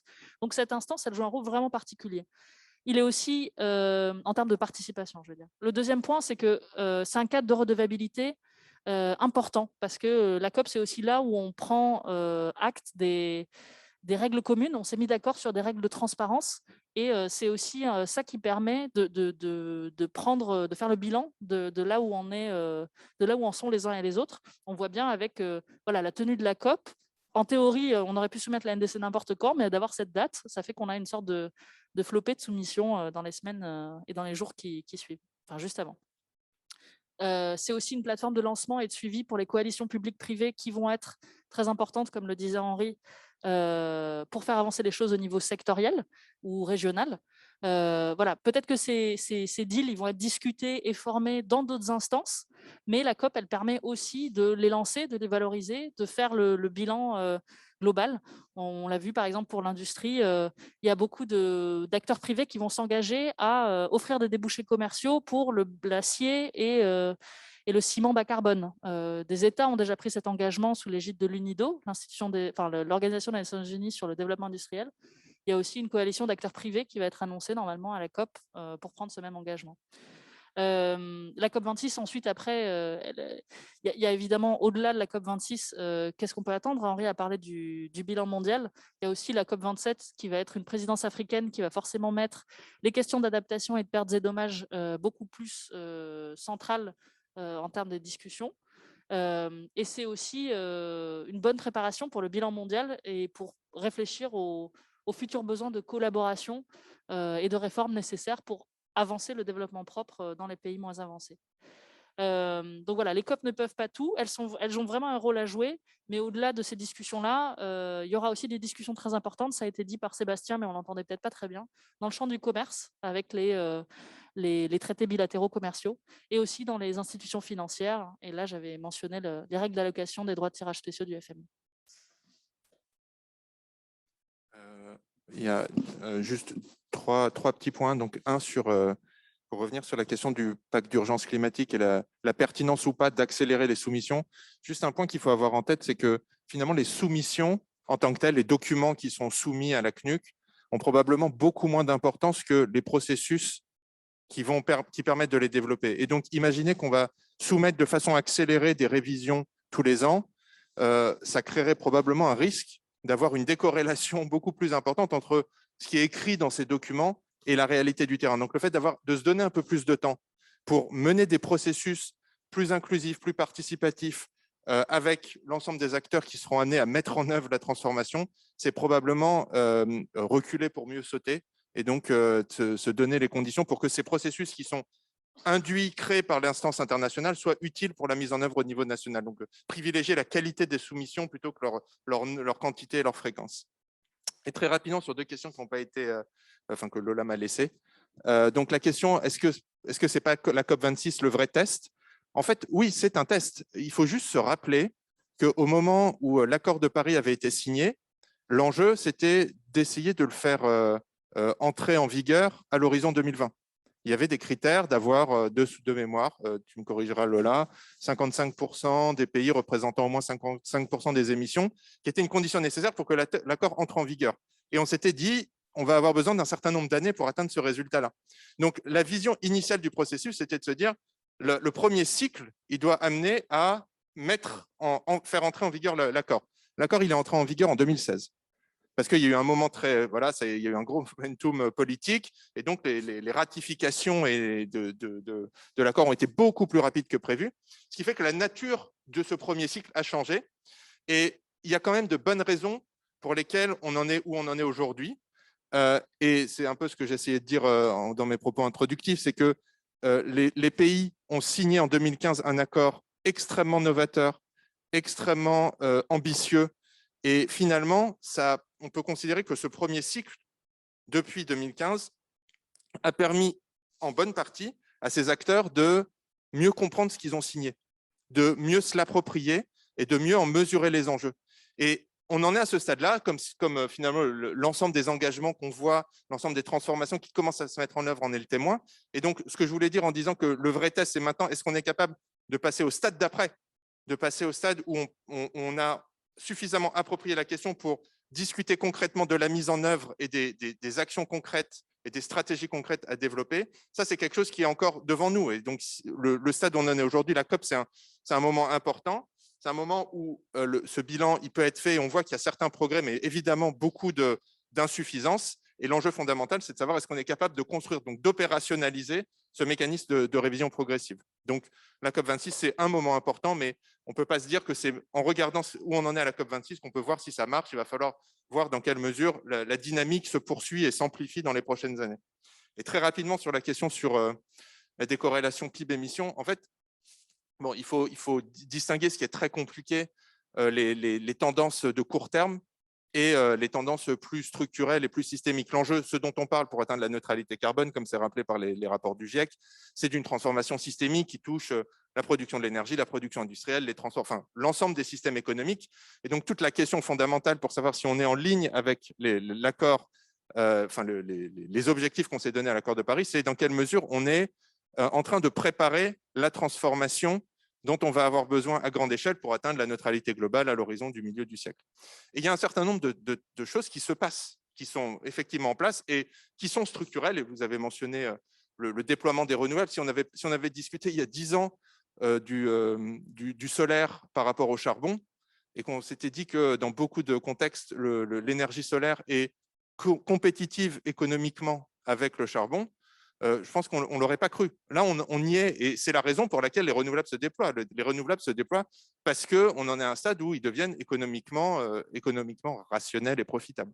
Donc, oui, il y a beaucoup de choses qui se passent, qui se traduisent un peu par cette décorrélation, mais la vraie question, c'est de savoir si on peut amplifier et avoir une discussion qui va toucher aussi les secteurs compliqués. Je ne voudrais pas dire que les renouvelables, c'est facile, mais c'est une des composantes de la question. La question maintenant à laquelle on va devoir se traiter, qui est la condition d'atteinte de l'objectif, c'est est-ce qu'on va être capable de penser ces transformations systémiques dans le transport, dans l'industrie, dans l'agriculture et l'usage des sols. Et ça, c'est vraiment le grand test qui va définir dans quelle mesure, au-delà des décorrélations à court terme entre PIB et émissions, on va être capable de construire les transformations. Et c'est en ce sens-là que ce qui va se passer les 2 prochaines années va être fondamental. Merci beaucoup, Henri. Je vais vous lire la réponse de Sébastien Treyer concernant l'Afrique parce que donc il a dû décrocher, mais il l'a mise dans le chat et je la lis pour la salle. Sur l'Afrique, oui, elle demande à être, donc vous pouvez considérer que c'est du verbatim, hein, je le lis. Sur l'Afrique, oui, elle demande à être considérée comme une entité et elle s'organise pour l'être malgré l'hétérogénéité des situations nationales et sous-régionales. Même pour les pays avec une rente sur les énergies fossiles comme le Nigeria, leur question est la diversification de leur économie, la transformation structurelle et l'industrialisation, et qu'on aide à faire cela de manière décarbonée. On peut dire la même chose sur l'équipement en infrastructure de transport, pour laquelle nos collègues sud-africains et nous-mêmes expliquons à l'Union européenne à quel point il est important d'anticiper cette dynamique d'équipement en infrastructure en Afrique dans son ensemble pour appuyer les technologies les plus vertes et zéro carbone pour le ciment, pour l'acier, etc. En revanche, je ne suis pas certain que l'Afrique profite de cette COP26 pour mettre en avant ses modèles ou ses champions, car alors il y aurait une forte contestation de qui est un vrai champion, contestation interne et concurrence interne entre pays africains, le Rwanda n'étant, à mon avis, pas reconnu par tous comme étant le champion. Voilà ce que dit Sébastien sur l'Afrique. Coralie de l'IB qui est en ligne, si tu es toujours là, Coralie, je t'invite, si tu veux, à ouvrir ton micro et à poser ta question. Oui, bonjour, je suis là. Non, j'avais juste une petite question sur la portée symbolique, et peut-être plus que symbolique, je ne sais pas, de l'absence de certains chefs d'État de pays clés, type la Chine, l'Inde, le Brésil aussi, je crois, à Glasgow. Est-ce que ça risque pas de minimiser la portée de cette COP ou de la décrédibiliser, ou je ne sais pas. Quel impact ça décrédibilise la COP. Absence. Avant qu'on réponde, je refais un tour d'horizon des mains dans la salle. Il y aura encore une question. Alors, je la prends. Il y en aura d'autres après. Vous avez encore des questions là dans la salle? Donc, on prend la question de Laurence Estival. Oui, bonjour. Je voulais savoir comment la COP appréhendait ces questions de transition juste, parce que derrière les mesures, derrière les engagements, il y a l'acceptabilité de ceci, et on voit bien que ça crispe, ça scripte un peu partout. Et vu l'heure, je suis obligée de vous demander de faire des réponses un peu courtes. Merci. Lola. La portée symbolique de l'absence des chefs d'État. Je pense que on est quand même dans un contexte très particulier. Xi Jinping n'est pas sorti de Chine depuis près de 600 jours, même encore davantage. Donc le fait qu'il ne sorte pas de la Chine pour rien, finalement, devrait... Enfin bon, c'est... je ne sais pas comment le dire. Ça ne me semble pas le bon marqueur de l'ambition de ces pays. Il y a quand même eu des engagements, même si c'est fait à travers un enregistrement vidéo ou en visioconférence. C'est pas grave. De même que le Brésil, si Jair Bolsonaro se déplaçait, ça changerait rien à l'état de son action domestique et au fait que sa NDC, de l'aveu pardon, des experts brésiliens, est en fait 30% moins ambitieuse que celle qui était mise sur la table en 2015. Donc finalement, l'absence de chef d'État, je pense que c'est pas vraiment le critère le plus pertinent. C'est plutôt, c'est pas sur cela que devraient se porter la plupart des efforts. La question de transition juste. En 2018, à Katowice, ça avait été évidemment un gros focus. Il y avait une déclaration de Silésie sur la transition juste qui reprenait beaucoup des principes élaborés par des syndicats depuis des années et l'Organisation internationale du travail. En fait, la question de la transition juste, elle devrait irriguer les engagements mis sur la table et c'est pour ça que c'était important de rappeler que les processus sont au moins aussi importants que les engagements finaux et les chiffres qu'on retient à la fin. De même, je pense que pour ça, ce qui sera intéressant, c'est que comme l'Europe essaye d'aller vite et fort sur les questions climatiques, on sait très bien qu'il y a des sujets qui vont être très sensibles sur le plan politique, notamment la proposition d'un ETS sur le transport et le bâtiment. Il y a plusieurs fonds qui ont été dédiés au Fonds social pour le climat pour compenser les plus vulnérables en Europe et un mécanisme de transition juste pour essayer de compenser les régions les plus affectées sur les questions de transition parce qu'elles dépendent économiquement de combustibles fossiles. Donc je pense que la transition de l'Europe et l'attention qu'elle saura prêter à ces questions, elle sera vraiment très regardée par l'ensemble des pays. Mais en soi, à la COP, il n'y aura pas de discussion dédiée et ça irriguera plutôt l'ensemble des discussions qu'il y a là. Eh ben, merci beaucoup. Voilà, il est 11h53. Je vous propose qu'on en reste là. C'était un peu long. Désolé, merci beaucoup. Ça fait plaisir de vous revoir en vrai. On boira peut-être un café, une bière à l'occasion pour certains. Un tout petit mot pour vous dire que l'équipe com de l'IDRI ne va pas à la COP. J'y vais pas. Karine Antunes n'y va pas. Pierre qui est là n'y va pas. On ne peut pas y aller. Mais je ferai un groupe WhatsApp depuis Paris. Lola y sera bien sûr. Alors, il y a beaucoup de personnes de l'équipe climat. Il y a Lola. Henri n'y va pas, mais il y a plusieurs personnes de son équipe qui seront des anglophones, des hispanophones, des francophones. Alexandra y sera bien sûr. Lola, elle vous retrouvera un peu sur place. Moi, j'ai à peu près noté vos présences aux uns aux autres première, deuxième semaine et je remets en place depuis Paris un groupe WhatsApp. Je vous y mets tous par défaut. Si ça vous gonfle, vous en sortez et comme ça, il n'y a plus de sujet. Merci beaucoup d'être venus.